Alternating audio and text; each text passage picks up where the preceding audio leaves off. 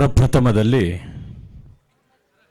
ಈ ನಾಡಿನ ನಡೆದಾಡುವ ದೇವರು, ಶತಮಾನದ ಸಂತರು, ನಮ್ಮೆಲ್ಲರ ಆರಾಧ್ಯ ದೇವನಾದ ಸ್ವರ್ಗವಾಸಿಗಳಾದಂತಹ ಪರಮ ಪೂಜ್ಯ ಸಿದ್ದೇಶ್ವರ ಅಪ್ಪನವರನ್ನು ನನ್ನ ಹೃದಯ ಮಂದಿರದಲ್ಲಿ ಸ್ಮರಿಸಿ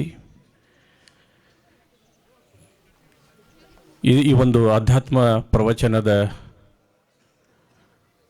ಕೇಂದ್ರ ಬಿಂದುಗಳು ಅಂತಾರಾಷ್ಟ್ರೀಯ ಯುಗಾಚಾರ್ಯರು, ಖ್ಯಾತ ಪ್ರವಚನಕಾರರಾದಂಥ ಪರಮ ಪೂಜ್ಯ ಅಮೃತಾನಂದ ಅಪ್ಪನವರ ಪಾದಕಮಲಗಳಿಗೆ ಅನಂತ ಕೋಟಿ ದೀರ್ಘದಂಡ ನಮಸ್ಕಾರಗಳನ್ನು ಸಲ್ಲಿಸಿ,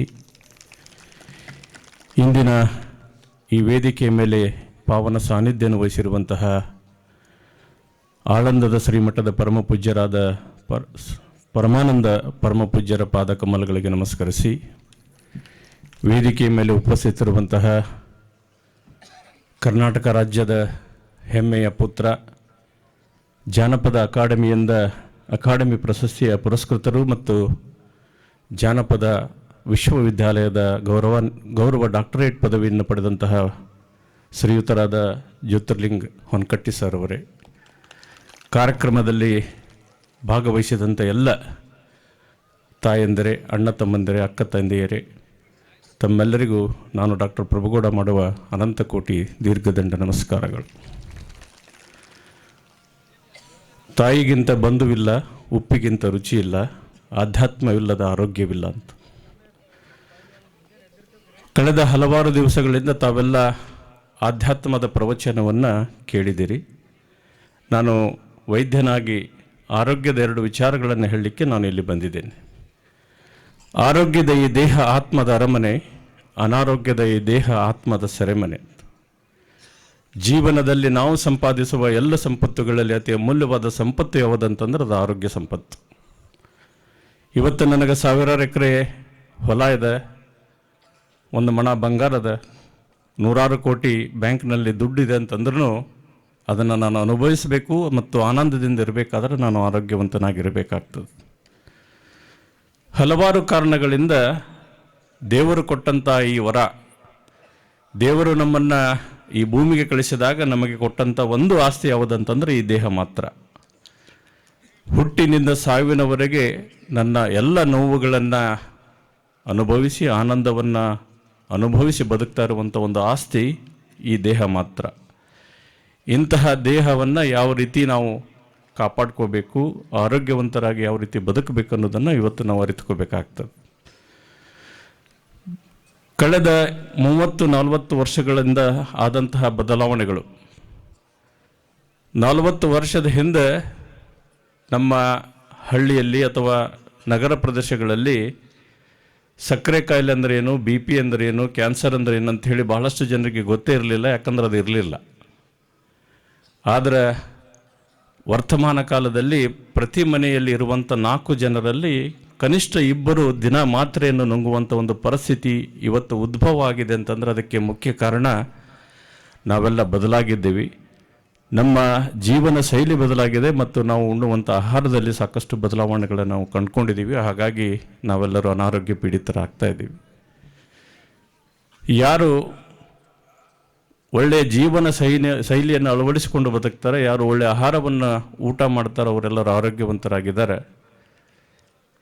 ಯಾರ ಹತ್ರ ದುಡ್ಡು ಜಾಸ್ತಿ ಅದಂತ ಹೇಳಿ ಎಲ್ಲ ಕೆಲಸಗಳನ್ನು ಯಂತ್ರೋಪಕರಣಗಳಿಂದ ಮಾಡಿಕೊಂಡು ಬೆವರು ಸುರಿಸೋದನ್ನು ಮರ್ತಿದ್ದಾರೆ, ಅವರೆಲ್ಲರಿಗೆ BP ಶುಗರ್ ಬರಾಕತ್ತದ. ಇವತ್ತು ಜಗತ್ತಿನಲ್ಲಿರುವಂಥ ಅತಿ ಹೆಚ್ಚು ಹೃದಯ ಸಂಬಂಧಿತ ಸಮಸ್ಯೆಗಳಿಂದ ಬಳಲ್ತಾ ಇರುವಂಥ ಜನ ಎಲ್ಲಿದ್ದಾರೆ ಅಂತಂದ್ರೆ ಅದು ನಮ್ಮ ಭಾರತ ದೇಶದಲ್ಲಿದ್ದಾರೆ. ಅದಕ್ಕೆ ಮುಖ್ಯ ಕಾರಣ ನಾವು ಶ್ರಮವನ್ನು ವಹಿಸೋದನ್ನು ಮರ್ತಿದ್ದೀವಿ, ಬೆವರು ಸುರಿಸೋದನ್ನು ಮರೆತು ಇವತ್ತು ಜೀವನವನ್ನು ಮಾಡ್ತಾ ಇದ್ದೀವಿ. ಪ್ರತಿಯೊಂದಕ್ಕೂ ನಾವು ಯಂತ್ರವನ್ನು ಬಳಸಿಕೊಂಡು ಬದುಕ್ತಾ ಇದ್ದೀವಿ. ಮೊದಲು ನಾವೆಲ್ಲ ಮನೆಗೆ ನೀರು ತರಬೇಕಂದ್ರೆ ಬಾವಿಗೆ ಹೋಗಿ ನೀರು ಸೇದ್ಕೊಂಡು ಅದನ್ನು ಹೊತ್ಕೊಂಡು ಬಂದು ನೀರು ಹಾಕ್ತಾ ಇದ್ದೀವಿ. ಹೊಲಕ್ಕೆ ಹೋಗಿ ಏನಾದರೂ ತರಬೇಕಂದ್ರೆ ಸ್ವತಃ ನಾವೇ ಹೊತ್ಕೊಂಡು ಅದನ್ನು ಬೆವರು ಸುರಿಸ್ಕೊಂಡು ತಂದು ಅದನ್ನು ಹಾಕ್ತಾ ಇದ್ದೀವಿ. ಆಗಿನ ಕಾಲದಲ್ಲಿ ಬೆಳಗ್ಗೆ 4 ಗಂಟೆಗೆ ಎದ್ದಂತಹ ವ್ಯಕ್ತಿ ನ್ಯಾರಿ ಮಾಡಿ ಬುತ್ತಿ ಕಟ್ಟಿಕೊಂಡು ಹೊಲಕ್ಕೆ ಹೋಗಿ ದುಡಿತಾ ಇದ್ನಂತಂದ್ರೆ ಹೊತ್ತು ಹೋಗಿದ್ದ ಗೊತ್ತಾಗ್ತಿರ್ಲಿಲ್ಲ. ಆತನ ದುಡಿತದಲ್ಲಿ ಆತನ ಅಂಗಿ ಬೆವರಿನ ನೀರಿನಿಂದ ಹಸಿಯಾಗಿರೋದು ಸಹ ಆತನಿಗೆ ಗೊತ್ತಾಗ್ತಾ ಇರಲಿಲ್ಲ. ಅಷ್ಟು ದಣಿವಾದ ಮೇಲೆ ಮನೆಗೆ ಬಂದು ಮತ್ತೆ ಒಂದಿಷ್ಟು ಊಟ ಮಾಡಿ 8 ತಾಸು ಚೆನ್ನಾಗಿ ನಿದ್ರೆ ಮಾಡಿದ ಮೇಲೆ ಬಿ ಪಿ ಶುಗರ್ ಬರ್ತಾನೆ ಇರಲಿಲ್ಲ. ಆದರೆ ಇವತ್ತು ಏನಾಗಿದೆಪ್ಪ ಅಂತಂದರೆ ಕಿಸೆಯಲ್ಲಿ ಸ್ವಲ್ಪ ದುಡ್ಡು ಜಾಸ್ತಿ ಆಗಿದೆ, ಬಾಯಿ ಚಪ್ಪಲ ಜಾಸ್ತಿ ಆಗಿದೆ. ಪ್ರತಿ ಹಳ್ಳಿಗೆ ಹೋದರೂ ಇವತ್ತು ಒಂದು ದುಸ್ಥಿತಿಯನ್ನು ನಾವೇನು ಕಾಣ್ತಾ ಇದ್ದೀವಪ್ಪ ಅಂತಂದರೆ, ಪ್ರತಿ ಹಳ್ಳಿಯ ಮೂಲೆಯಲ್ಲೂ ಸಹ ನಮಗೆ ಬೇಕಾದ ಖಾದ್ಯವನ್ನು ತಯಾರು ಮಾಡುವಂಥ ಹೋಟೆಲ್ಗಳು ನಿರ್ಮಾಣ ಆಗಿದ್ದಾವೆ. ಯುವಕರೆಲ್ಲ ಹೊತ್ತಾದರೆ ಸಾಕು ಮನೆಯಲ್ಲಿ ಹೇಳಿ ಹೊರಟು ಬಿಡ್ತಾರೆ, ನಾನು ಊಟಕ್ಕೆ ಬರೋದಿಲ್ಲ, ನೀವು ನನಗಾಗಿ ಕಾಯಬೇಡ್ರಿ ಅಂತ ಹೇಳಿ. ಅದಕ್ಕೆ ಸರ್ವಜ್ಞ ಒಂದು ಮಾತು ಹೇಳ್ತಾನೆ, ನಾಲಿಗೆಯ ಕಟ್ಟಿಹನು ಕಾಲನಿಗೆ ದೂರವಿಹನು, ನಾಲಿಗೆಯ ರುಚಿಯ ಮೇಲಾಡುತ್ತಿರುವವನು ಕಾಲನ ಹತ್ತಿರಬೇಕು ಸರ್ವಜ್ಞ ಅಂತ. ಯಾರು ನಾಲಿಗೆಯ ರುಚಿಯನ್ನು ಹತೋಟಿಯಲ್ಲಿ ಇಟ್ಟುಕೊಂಡು ಊಟ ಮಾಡ್ತಾರೆ ಅವರು ಆರೋಗ್ಯವಂತರಾಗಿರ್ತಾರೆ. ಯಾರು ನಾಲಿಗೆ ರುಚಿಯ ತಕ್ಕಂತೆ ಊಟ ಮಾಡ್ತಾರೆ ಅವರೆಲ್ಲರೂ ಅನಾರೋಗ್ಯ ಪೀಡಿತರಾಗ್ತಾರೆ ಅನ್ನೋದೇ ಈ ಮಾತಿನ ಒಂದು ಅರ್ಥ. ಇವತ್ತು ನಮ್ಮ ಮನೆಯ ಆರೋಗ್ಯವನ್ನು ಕಾಪಾಡಬೇಕಾದಂಥ ಅತ್ಯಂತ ಮುಖ್ಯವಾದ ಜವಾಬ್ದಾರಿ ನಮ್ಮ ತಾಯಂದಿರ ಮೇಲಿದೆ ಮತ್ತು ಅಡುಗೆ ಮನೆಯಲ್ಲಿದೆ. ನಾವು ನಮ್ಮ ಮನೆಯಲ್ಲಿರುವಂಥ ಯಜಮಾನರಿಗೆ, ಮಕ್ಕಳಿಗೆ ಯಾವುದನ್ನು ಉಣಬಡಿಸಬೇಕನ್ನೋ ನಿರ್ಧಾರವನ್ನು ನಾವು ಇವತ್ತು ಮಾಡಬೇಕಾಗ್ತದೆ. ಸಂತಿಗೆ ಹೋದರೆ ಏನು ತರಬೇಕು ಏನು ತರಬಾರ್ದು ಅನ್ನೋದನ್ನು ನಿರ್ಧಾರ ಮಾಡಿ ಆತನಿಗೆ ಒಳ್ಳೆಯ ಆಹಾರವನ್ನು ಕೊಟ್ಟು ಒಳ್ಳೆಯ ಸಂಸ್ಕಾರವನ್ನು ಇಂತಹ ಅಧ್ಯಾತ್ಮದ ಪ್ರವಚನದಲ್ಲಿ ನಾವು ಕಲಿತುಕೊಂಡಾಗ ಮಾತ್ರ ನಾವು ಆರೋಗ್ಯವಂತರಾಗಿರ್ತೇವೆ. ಬಹಳಷ್ಟು ಸಮಸ್ಯೆಗಳು ಇವತ್ತು ಉದ್ಭವ ಆಗಲಿಕ್ಕೆ ಕಾರಣ ಅಂತಂದ್ರೆ ನಮ್ಮ ಆಹಾರ ಪದ್ಧತಿ ಬದಲಾಗಿದೆ. ಎಲ್ಲದಕ್ಕೂ ರುಚಿಗೆ ನಾವು ಜಾಸ್ತಿ ಪ್ರಾಮುಖ್ಯತೆಯನ್ನು ಕೊಡ್ತಾ ಇದ್ದೀವಿ, ಆದರೆ ಆರೋಗ್ಯಕ್ಕೆ ಕಡಿಮೆ ಪ್ರಾಮುಖ್ಯತೆಯನ್ನು ಇವತ್ತು ನಾವು ನೀಡ್ತಾ ಇದ್ದೀವಿ. ಅದಕ್ಕೆ ಮನೆಯಲ್ಲಿ ಇವತ್ತು ಅನ್ನಭಾಗ್ಯ ಬಂದು ಪ್ರತಿಯೊಬ್ಬರಿಗೂ 10 kg ಅಕ್ಕಿ ಕೊಡೋದ್ರಿಂದ ಅಕ್ಕಿ ಬಳಕೆ ಜಾಸ್ತಿ ಆಗಿದೆ. ಮುಂಜಾನೆ ಅದಕ್ಕೊಳ್ಳೆ ಮಸಾಲೆಯನ್ನು, ಮಧ್ಯಾಹ್ನ ಚಿತ್ರಾನ್ನ, ರಾತ್ರಿ ಮೊಸರನ್ನ ಅಂಥೇಳಿ ಬರೀ ಅನ್ನನೇ ಊಟ ಮಾಡ್ಕೊತಿದ್ದೀವಿ ಅಂತಂದ್ರೆ ನಾವೆಲ್ಲರೂ ದಪ್ಪ ಆಗ್ತೀವಿ ಮತ್ತು ಸಕ್ಕರೆ BP ಬಂದು ನಮಗೆ ಹಲವಾರು ಸಮಸ್ಯೆಗಳನ್ನು ಒಡ್ತದೆ. ಅದಕ್ಕೆ ಹಿಂದೆ ಒಬ್ಬರು ಕವಿ ಹೇಳ್ತಾ ಇದ್ರು, ಆ ಮಾತನ್ನು ಇವತ್ತು ನಾನು ನೆನಪಿಸ್ತೀನಿ ನಿಮಗೆ. ನಮ್ಮ ಅಜ್ಜಿ ಮಾಡುತ್ತಿದ್ದಳು ರಾಗಿ ಮುದ್ದಿಯ ಚೆಂಡು, ನಮ್ಮಜ್ಜಿ ಮಾಡುತ್ತಿದ್ದಳು ರಾಗಿ ಮುದ್ದಿಯ ಚೆಂಡು, ಅದನ್ನುಂಡು ನಮ್ಮಜ್ಜನಾಗಿದ್ದ ಕಬ್ಬಿಣದ ಗುಂಡು ಅಂತ. ನಮ್ಮವ್ವ ಮಾಡುತ್ತಿದ್ದಳು ಬಿಸಿ ಜೋಳದ ರೊಟ್ಟಿ, ನಮ್ಮವ್ವ ಮಾಡುತ್ತಿದ್ದಳು ಬಿಸಿ ಜೋಳದ ರೊಟ್ಟಿ, ಅದನ್ನುಂಡು ನಮ್ಮಪ್ಪನಾಗಿದ್ದ ಜಗಜಟ್ಟಿ ಅಂತ. ಆದರೆ ನನ್ನವಳು ಮಾಡುತ್ತಿದ್ದಳೆ ಇಡ್ಲಿ ವಡ, ಅದನ್ನುಂಡು ನಾವಾಗಿದ್ದೇವೆ ಖಾಲಿ ಪ್ಲಾಸ್ಟಿಕ್ ಕೊಡ ಅಂತ.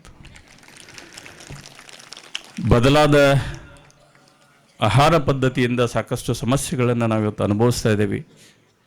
ಅದೆಲ್ಲ ನಿಯಂತ್ರಣಕ್ಕೆ ಬರಬೇಕು. ಒಳ್ಳೆಯದನ್ನು ಊಟ ಮಾಡಬೇಕು.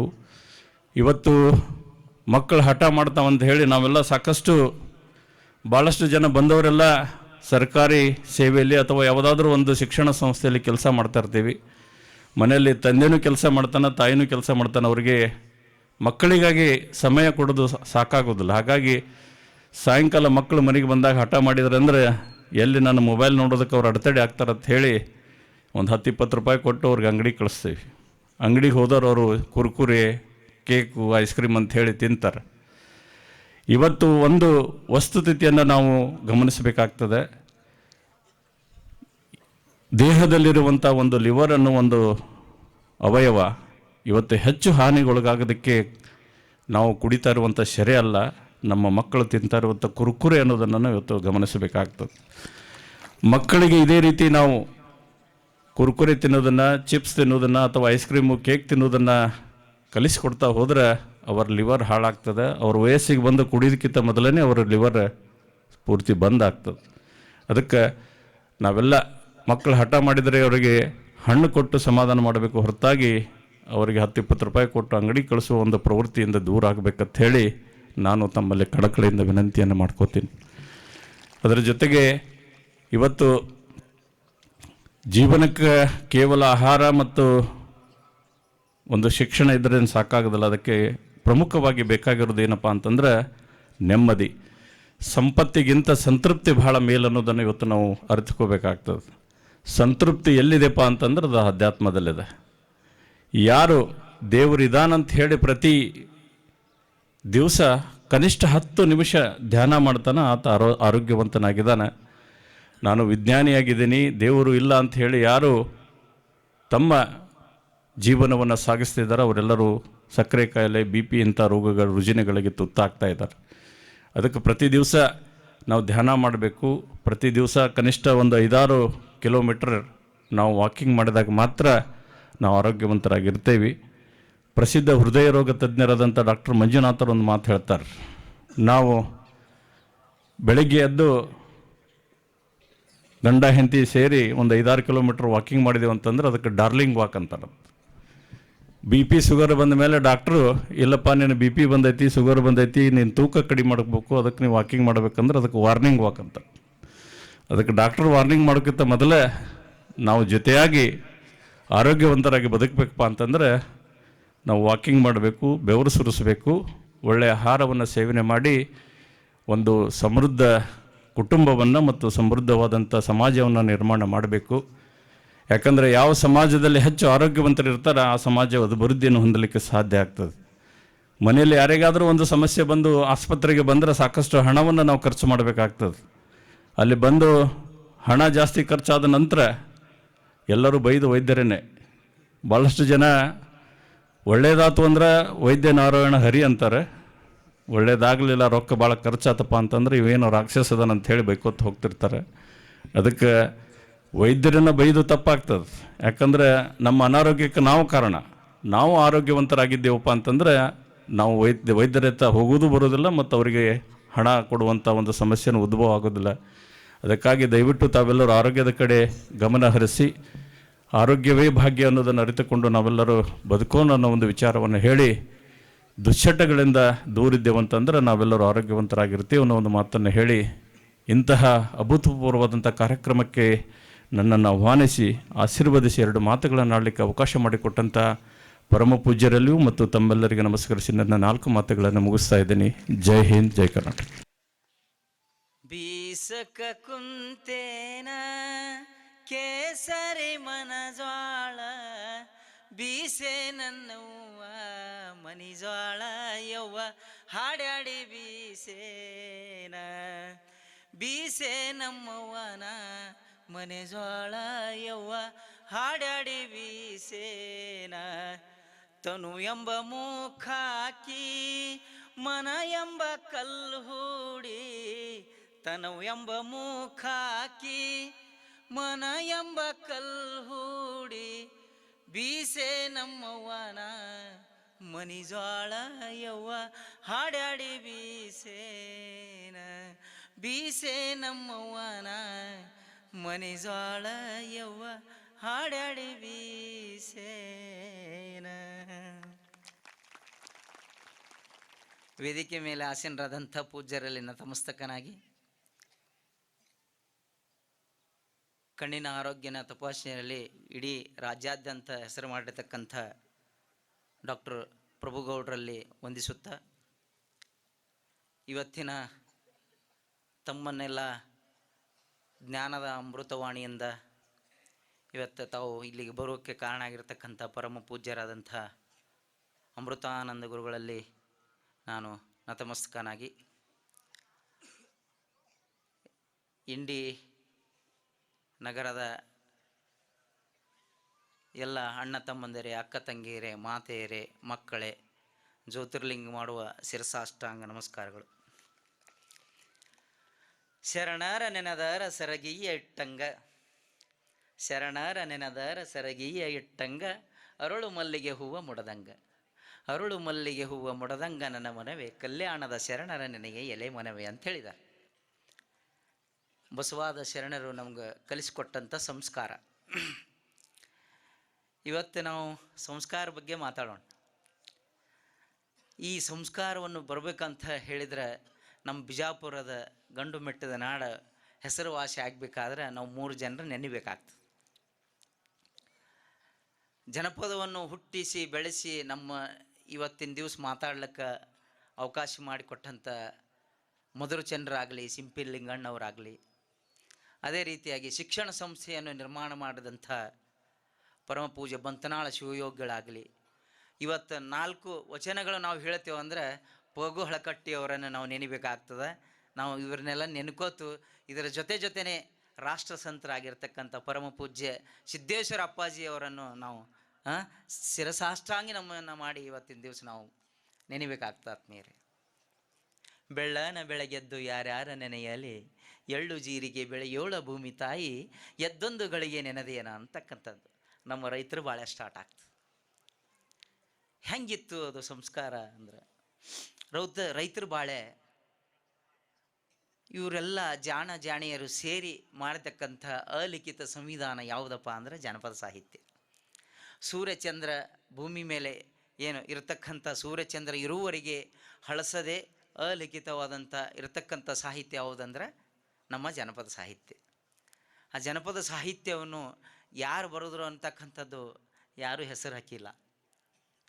ಯಾರು ಬರೆದ್ರು ಅಂದರೆ ನಮ್ಮ ಜನಪದ ಜಾಣಿಯರು ಬರೆದ್ರು. ಹುಟ್ಟಿನಿಂದ ಸಾಯುವವರೆಗೆ ವಿಶಾಲವಾಗಿ ನಮ್ಮ ಬದುಕಿನಲ್ಲಿ ಹರಡಿಕೊಂಡಿರ್ತಕ್ಕಂಥದ್ದು ಸಾಹಿತ್ಯ ಅದು. ಅದಕ್ಕೆ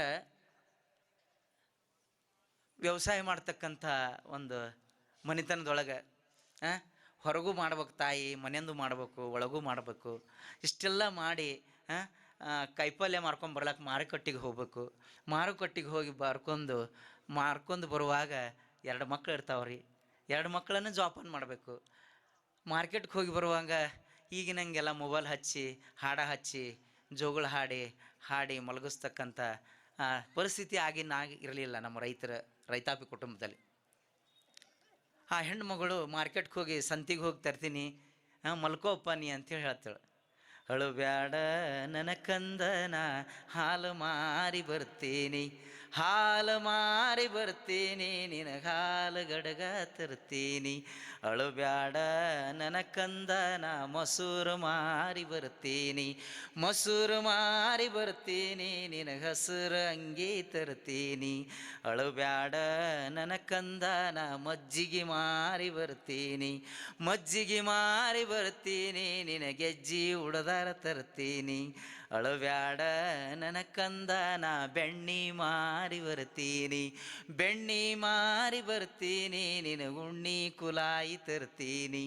ಅಳಬ್ಯಾಡ ನನ್ನ ಕಂದನ, ತುಪ್ಪ ಮಾರಿ ಬರ್ತೀನಿ, ತುಪ್ಪ ಮಾರಿ ಬರ್ತೀನಿ, ನಿನಗೊಪ್ಪುವ ಅಂಗಿ ತರ್ತೀನಿ. ಅಳಬ್ಯಾಡ ನನ್ನ ಕಂದನ, ಹಾಲು ಮಾರಿ ಬರ್ತೀನಿ, ನಾ ಹಾಲು ಮಾರಿ ಬರ್ತೀನಿ, ನಾ ಹಾಲು ಸಾಹಿತ್ಯ ಯಾರು ಹೇಳಿಕೊಟ್ರು ಇವರಿಗೆಲ್ಲ? ಜನಪದ ಸಾಹಿತ್ಯ. ಅದಕ್ಕೆ ಜನಪದ ಅಂತಕ್ಕಂಥದ್ದು ಈ ಗಿಡಕ್ಕೇನಿರ್ತದಲ್ಲ ತಾಯಿ ಬೇರೋದು.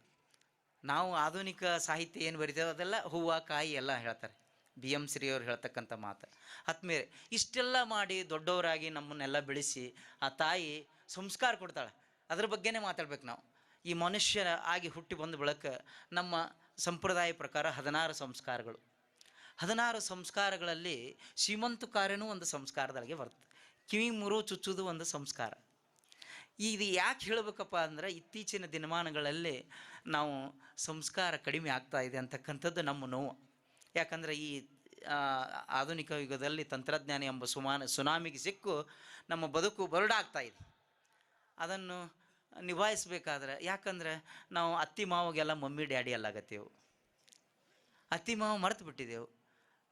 ಇಲ್ಲಿದಿಂದ ನಮ್ಮ 18 ವರ್ಷ 20 ವರ್ಷ ಸಂಸ್ಕಾರ ಪಡೆದು ಹೋಗಿ ಗಂಡನ ಮನ್ಯಾಗ ಬಾಳೆ ಮಾಡ ತಾಯಿ ಅಂತೇಳಿ ಹಿಂದೆ ಕೇಳ್ತಿರು. ಹಿಂದೆ ಕೇಳೋವರೆಗೆ ಮಾವಗೆ ಮಾವ ಅನ್ಬೇಕು, ಅತ್ತಿಗೆ ಅತ್ತಿ ಅನ್ಬೇಕು, ಭಾವ ಮೈದನರು ಇವರೆಲ್ಲ ಅನ್ಬೇಕು. ಅದೇ ವರ್ಡ್. ಅಂಕಲ್ ಒಂದಾದ್ರೆ ಸರ್ವೇ ಸಾಮಾನ್ಯ ಎಲ್ಲರಿಗೆ ಅಂಕಲ್ ಅನ್ನೋದು. ದಯವಿಟ್ಟು ತಾಯಂದಿರಲ್ಲಿ ನಾನು ಹುಬ್ಳಿದಿಂದ ಇಲ್ಲಿಗೆ ಯಾಕೆ ಬಂದೀನಿ ಅಂದರೆ, ಮಮ್ಮಿ ಡ್ಯಾಡಿ ಅನ್ನೋದು ಒಟ್ಟ ಕಲಿಸ್ಬೇಡ್ರಿ. ನಂದು ಅದು ಕಳಕಳಿ ವಿನಂತಿ. ಮಮ್ಮಿ ಡ್ಯಾಡಿ ಅನ್ನೋದು ಕಲಿಸ್ಬೇಡ್ರಿ. ಅಪ್ಪ ಅವ್ವ ಯಾರು ಅನ್ಬೇಕು ರೀ? ಅತ್ತಿ ಮಾವ ಯಾರು ಅನ್ಬೇಕು? ದಯವಿಟ್ಟು ಅದು ನನಗೆ ಅದು ಕೊಡ್ತಕ್ಕಂಥ ನೀವು ಬಹುಮಾನ. ಅದೇ ಒಂದು ನನಗೆ ಕೊಟ್ಟರೆ ನನಗೆ ಅಷ್ಟೇ ಸಾಕು. ಯಾಕಂದ್ರೆ ನೋಡಿರಿ, ಈ 200-300 ವರ್ಷಗಳ ಇತಿಹಾಸವನ್ನು ತೆಗೆದು ನೋಡ್ದಕ್ರಾಗ ಮೌರ್ಯ ಸಾಮ್ರಾಜ್ಯ ಇದ್ದಕ್ರಾಗ ಅವಾಗ ನಮ್ಗೆ ಆಡು ಭಾಷೆ ಸಂಸ್ಕೃತ ಇತ್ತು. ನಾವು ಸಂಸ್ಕೃತ ಭಾಷೆ ಮಾತಾಡ್ತಿದ್ದೆವು ಭಾರತೀಯರು ಎಲ್ಲರೂ. ಈಗ ಎಲ್ಲಿ ಅದು ಹೇಳ್ರಿ ಸಂಸ್ಕೃತ ಎಲ್ಲ ಮುಳುಗೋಗ್ಯದ. ಹಂಗೆ ಇವೆಲ್ಲ ಇಂಗ್ಲೀಷ್ ಹೊಕ್ಕು ನಮ್ಮ ಕಸ್ತೂರಿ ಕನ್ನಡ ಅಳಿಕು ಆದ್ರೆ ನಾವೆಲ್ಲ ಬಾಳೆ ಹೆಂಗೆ ಮಾಡೋದ್ರಿಪ್ಪ? ಬಾಳೆ ಹೆಂಗೆ ಮಾಡೋದು? ಹೇಳ್ತಕ್ಕಂಥ ಕವಿ ನಾಡಗಳು ಈ 8 ರತ್ನಗಳದಾವಲ್ಲ, ಜ್ಞಾನಪೀಠ ಪ್ರಶಸ್ತಿಗಳು, ಮುಂದೆಲ್ಲ ಯಾರಿಗೆ ಕೊಡಬೇಕು? ಕಂಗ್ಲೀಷ್ ಮಾತಾಡೋರು ಕೊಡ್ಬೇಕಾ? ಅದಕ್ಕೆ ದಯವಿಟ್ಟು ಹಂಗೆ ಬೇಡ. ತಾಯಿ ಆದವಳು ಸಂಸ್ಕಾರ ಕೊಡ್ತಾಳೆ ಹೆಣ್ಣು ಮಗಳಿಗೆ. ಹೆಂಗೆ? ಊರ ಮುಂದಿನ ಬಾವಿ ಯಾರ ತೋಡಿದರೇನ, ಕಾಲು ಜಾರಿದರ ಕೈಲಾಸ ನಾರಿಯ ಮನವ ಜಾರಿದರ ವನವಾಸ. ಕರಿಸೀರಿ ಉಡಬ್ಯಾಡ ಕಡಿದಾಣ ಬಿಡಬ್ಯಾಡ ನಡುವೋಣ್ಯಾಗ ನಿಂತು ನಗಬ್ಯಾಡ ನಡುವೋಣ್ಯಾಗ ನಿಂತು ನಗಬ್ಯಾಡ ಮಗಳೇ ತವರಿಗೆ ಹೆಸರ ತರಬ್ಯಾಡ ಮಗಳೇ ತವರಿಗೆ ಹೆಸರ ತರಬ್ಯಾಡ. ಬಂಗಾರ ಬಳಿಯ ನುಟ್ಟು ಬಡವನಿಗೆ ಬೈಬ್ಯಾಡ ಬಂಗಾರ ನಿನಗ ಸ್ಥಿರವಲ್ಲ ಬಂಗಾರ ನಿನಗ ಸ್ಥಿರವಲ್ಲ ಮಗಳೇ ಮಧ್ಯಾಹ್ನದ ಬಿಸಿಲು ಸ್ಥಿರವಲ್ಲ ಮಗಳೇ ಮಧ್ಯಾಹ್ನದ ಬಿಸಿಲು ಸ್ಥಿರವಲ್ಲ. ಅತ್ತಿಯ ಮನೆಯಾಗ ತೊತ್ತಾಗಿ ಇರಬೇಕ ಹೊತ್ತಾಗಿ ನೀಡಿದರ ಉಣಬೇಕ ಹೊತ್ತಾಗಿ ನೀಡಿದರ ಉಣಬೇಕು ಮಗಳೇ ಹೆತ್ತವರ ಕೀರ್ತಿ ತರಬೇಕ ಮಗಳೇ ಹೆತ್ತವರ ಕೀರ್ತಿ ತರಬೇಕ. ಚಾಡ ಹೇಳುವ ಮಂದಿ ಜಗದಾಗ ತುಂಬ್ಯಾರ ತಂಗಿ ಮಂದಿ ಮಾತನು ನೀನು ಕೇಳಬ್ಯಾಡ ಮಂದಿ ಮಾತನು ನೀನು ಕೇಳಬ್ಯಾಡ ಮಗಳೇ ತುಂಬಿದ ಮನೆಯ ಒಡಿಬ್ಯಾಡ ಮಗಳೇ ಗುರುಮಾಂತರ ನೀನು ಮರಿಬ್ಯಾಡ. ಊರ ಮುಂದಿನ ಭಾವಿ ಯಾರ ತೋಡಿದರೇನ ಕಾಲು ಜಾರಿದರ ಕೈಲಾಸ ನಾರಿಯ ಮನವ ಜಾರಿದರ ವನವಾಸ. ಇಂಥ ಸಂಸ್ಕಾರ ಎಲ್ಲಿ ಕೊಡ್ತಾರೆ ನಮ್ಗೆ ವಿಶ್ವವಿದ್ಯಾಲಯ ಮಟ್ಟದಲ್ಲಿ? ತಾಯಿ ಏನು ತಾಯಿ ಮೊದಲ ಗುರು ಅಂತ ಹೇಳ್ತಾರಲ್ಲ, ತಾಯಿ ಮೊದಲ ಗುರು, ತಾಯಿ ಕೊಟ್ಟಂಥ ಶಿಕ್ಷಣ. ತಾಯಂದಿರಲ್ಲ ಹೆಣ್ಣು ಹುಟ್ಟಿದ ಮನೆಗೆ ಕನ್ನಡಿ ಆತಕ ಹೆಣ್ಣು ಸಣ್ಣವಳು ಒಳ ಹೊರಗ ಆಡಿದರ ಕನ್ನಡಿ ಹಂಗ ಹೊಳೆಯುವಳ ನನ್ನ ಮಗಳ ಅಂಥೇಳಿ ಹೇಳ್ತಾರೆ. ಏನು ಆ ತಾಯಿ ಆದವಳು ಆಡಿ ವಾನನ ಕಂದ ಅಂಗಾಲ ತೊಳೆದೇನ ತೆಂಗಿನಕಾಯಿ ತಿಳಿ ನೀರು ತುಕ್ಕೊಂಡು ಬಂಗಾರದ ಮಾರಿ ತೊಳೆದೇನ. ಅದು ಹುಟ್ಟಿದವ್ರಿಗೆ ಹೆಗ್ಗಣನೇ ಯಾಕಿರ್ಲೆಕ್ಕ ಭಾಳ ಖುಷಿದಿಂದ ಜಾಕ್ ಮಾಡ್ತಕ್ಕಂಥದ್ದು. ಅದಕ್ಕೆ ಇದು ಈ ಗಟ್ಟಿ ಜಾನಪದ ಹುಟ್ಟಿದ್ದು ಗಂಡ ಮಟ್ಟದ ನಾಡು ಇಂಡಿಯಲ್ಲಿ, ಇಂಡಿ ತಾಲೂಕು ಹಲಸಂಗಿಯಲ್ಲಿ ಹುಟ್ಟಿದ್ದು ಆತ. ಹಲಸಂಗಿ ಮೊದಲ ಚಂಡ್ರು ಸಿಂಪಿ ಲಿಂಗಣ್ಣವರು ಎಲ್ಲರೂ ಈ ನಮ್ಮ ಜಾನಪದ ಜಾಣಿಯರನ್ನು ಹಾಡಿ ಹೊಗಳಿದಂಥ ಆಯ್ಕೆ ಮಾಡತಕ್ಕಂಥ ಪುಸ್ತಕಗಳು ಮಾಡಿದ್ರು. ಆ ಪುಸ್ತಕದಿಂದ ಹುಟ್ಟಿತ್ತು ಸಾಹಿತ್ಯ. ಬ್ಯಾಸಿಗಿ ಬಿಸಿಲಕ್ಕ ಬೇವಿನ ಮರ ತಂಪ ಭೀಮಾರತಿ ಎಂಬ ಹೊಳಿ ತಂಪ ಭೀಮಾರತಿ ಎಂಬ ಹೊಳಿ ತಂಪ ಹಡೆದವ್ವ ನೀ ತಂಪ ನನ್ನ ತವರಿಗೆ ಕಾಸಿಗೆ ಹೋಗಾಕ ಸೊಂದು ದಿನ ಬೇಕ ತಾ ಸೊತ್ತಿನ ದಾರಿ ತವರೂರ ತಾ ಸೊತ್ತಿನ ದಾರಿ ತವರೂರ ಕಾಶಿ ಕುಂತಾಳ ಹಡೆದವ್ವ ಅಂತೇಳಿ. ಎಂಥ ಮಾತುಗಳನ್ನು ಇವೆಲ್ಲ ಹೇಳಬೇಕಾದ್ರೆ ತಾಯವು ಕಟ್ಟಿದ ಬುತ್ತಿ ನಾ ಎಲ್ಲಿ ಬಿಚ್ಚಲಿ ತಾಯವು ಕಟ್ಟಿದ ಬುತ್ತಿ ನಾ ಎಲ್ಲಿ ಬಿಚ್ಚಲಿ ಭೀಮಾರತಿ ಎಂಬ ಹೊಳೆಯಾಗ ಬಿಚ್ಚಿದರ ಮಾದಾಲಿ ಉಂಡ್ಯಾಗ ಮಲಿ ಹಾಲ ಅಂತ. ಎಂಥ ತಾಯಿ ಬಗ್ಗೆ ಹೇಳ್ತಕ್ಕಂಥ ಸೆಂಟಿಮೆಂಟ್. ನೋಡ್ರಪ್ಪ, ಊರು ಹೋದವ್ರು ಸುದ್ದಿ ದೇವ್ರೇನು ಬಲ್ಲ, ಪದರಾಗ 2 ರೊಟ್ಟಿ ಇರ್ಬೇಕಂಥೇಳಿ ನಮ್ಮವ್ವ ಏನು ಮಾಡ್ತಿದ್ದಾಳೆ ಅಂದ್ರೆ ಬುತ್ತಿ ಕಟ್ಟಿ ಕಳಿಸ್ತೇಳು. ಆ ಬುತ್ತಿ ಹೋಗಿ ಊಟ ಮಾಡಿದ್ರೆ ಆ ಪ್ರೀತಿ ಅಮೃತ ಮಮತೆ ಅಂತಕ್ಕಂಥದ್ದು ಎದ್ದು ಕಾಣ್ತಿತ್ತಂತ. ಅಂಥ ಒಂದು ನಾಡಿನವರು ಆತ್ಮೀಯರೇ. ಹಿಂಗೆ ಹೇಳ್ಕೋತ ಹೊಂಟ್ರೆ ಜನಪದ ಅಂದ್ರೆ ಹೆಂಗೆ? ಸಜ್ಜಿ ರೊಟ್ಟಿಗೆ ಎಳ್ಳ ಹಚ್ಚಿದಂಗಿರಬೇಕು, ಕೆನಿ ಮೊಸರ ಹಿಂಡಿ ಬೆರೆತಂಗ, ಹುಳುವಾನದೊಳಗೆ ಬುಳ್ಳೊಳ್ಳಿ ಬೆರೆತಂಗ ನಿಮ್ಮ ಪ್ರೀತಿ ಇರಬೇಕು. ಇದು ನಮ್ಮ ಜಾನಪದ ಆತ್ಮೀಯರೇ. ತಂಗಳ ರೊಟ್ಟ್ಯಾಗ ಎಳಿಯ ಪುಂಡಿಯ ಪಲ್ಯ, ಅದರಾಗ ಗಾಣ ಆಡಿಸಿದ ಎಣ್ಣೆ, ನಡುವ ಎಳಿ ಸೌತಿಕಾಯಿ ಕಡದಂಗೆ ನಿಮ್ಮ ಪ್ರೀತಿ ಇರಬೇಕಂತಕ್ಕಂಥ ಆತ್ಮೀಯರೇ. ಈ ಜಾನಪದ ಹೆಂಗಂದ್ರೆ ಈ ಸಂಸ್ಕಾರದೊಂದಿಗೆ ನಾನು ಸ್ಟಾರ್ಟ್ ಮಾಡಿದ್ದೀನಿ. ಮುಂದೆ ಹೋಗಿ ಇನ್ನೇನು ಲಗ್ನ ಆಗಿ ಬೇರೆ ಮನೆಗೆ ಹೋಗ್ಬೇಕಂಥೇಳಿ ಆ ಮಗಳಿಗೆ ಕೊಟ್ಟು ಕಳಿಸಿರ್ತಾರೆ. ಆವಾಗ ಹೇಳ್ತಾಳೆ ತಾಯಿ, ನೋಡವ್ವ ಈ ಸ್ಯೂಸ್ ಎಲ್ಲ ನಿಮ್ಮ ತವ್ರ ಮನೆ ಕೊಡ್ಬೇಕಂಥೇಳಿ ನೀ ಗ್ಯಾಸ್ ನಂಬರ್ ಹಚ್ಚಿಟ್ಟದಂಗೆ ನನಗೆ ಹೇಳಿಟ್ಟು ನಾನು ನಿಮ್ಮ ತವ್ರ ಮನೆ ನನಗೆ ಕೊಡಕ್ಕೆ ಹೋಗಬೇಡ.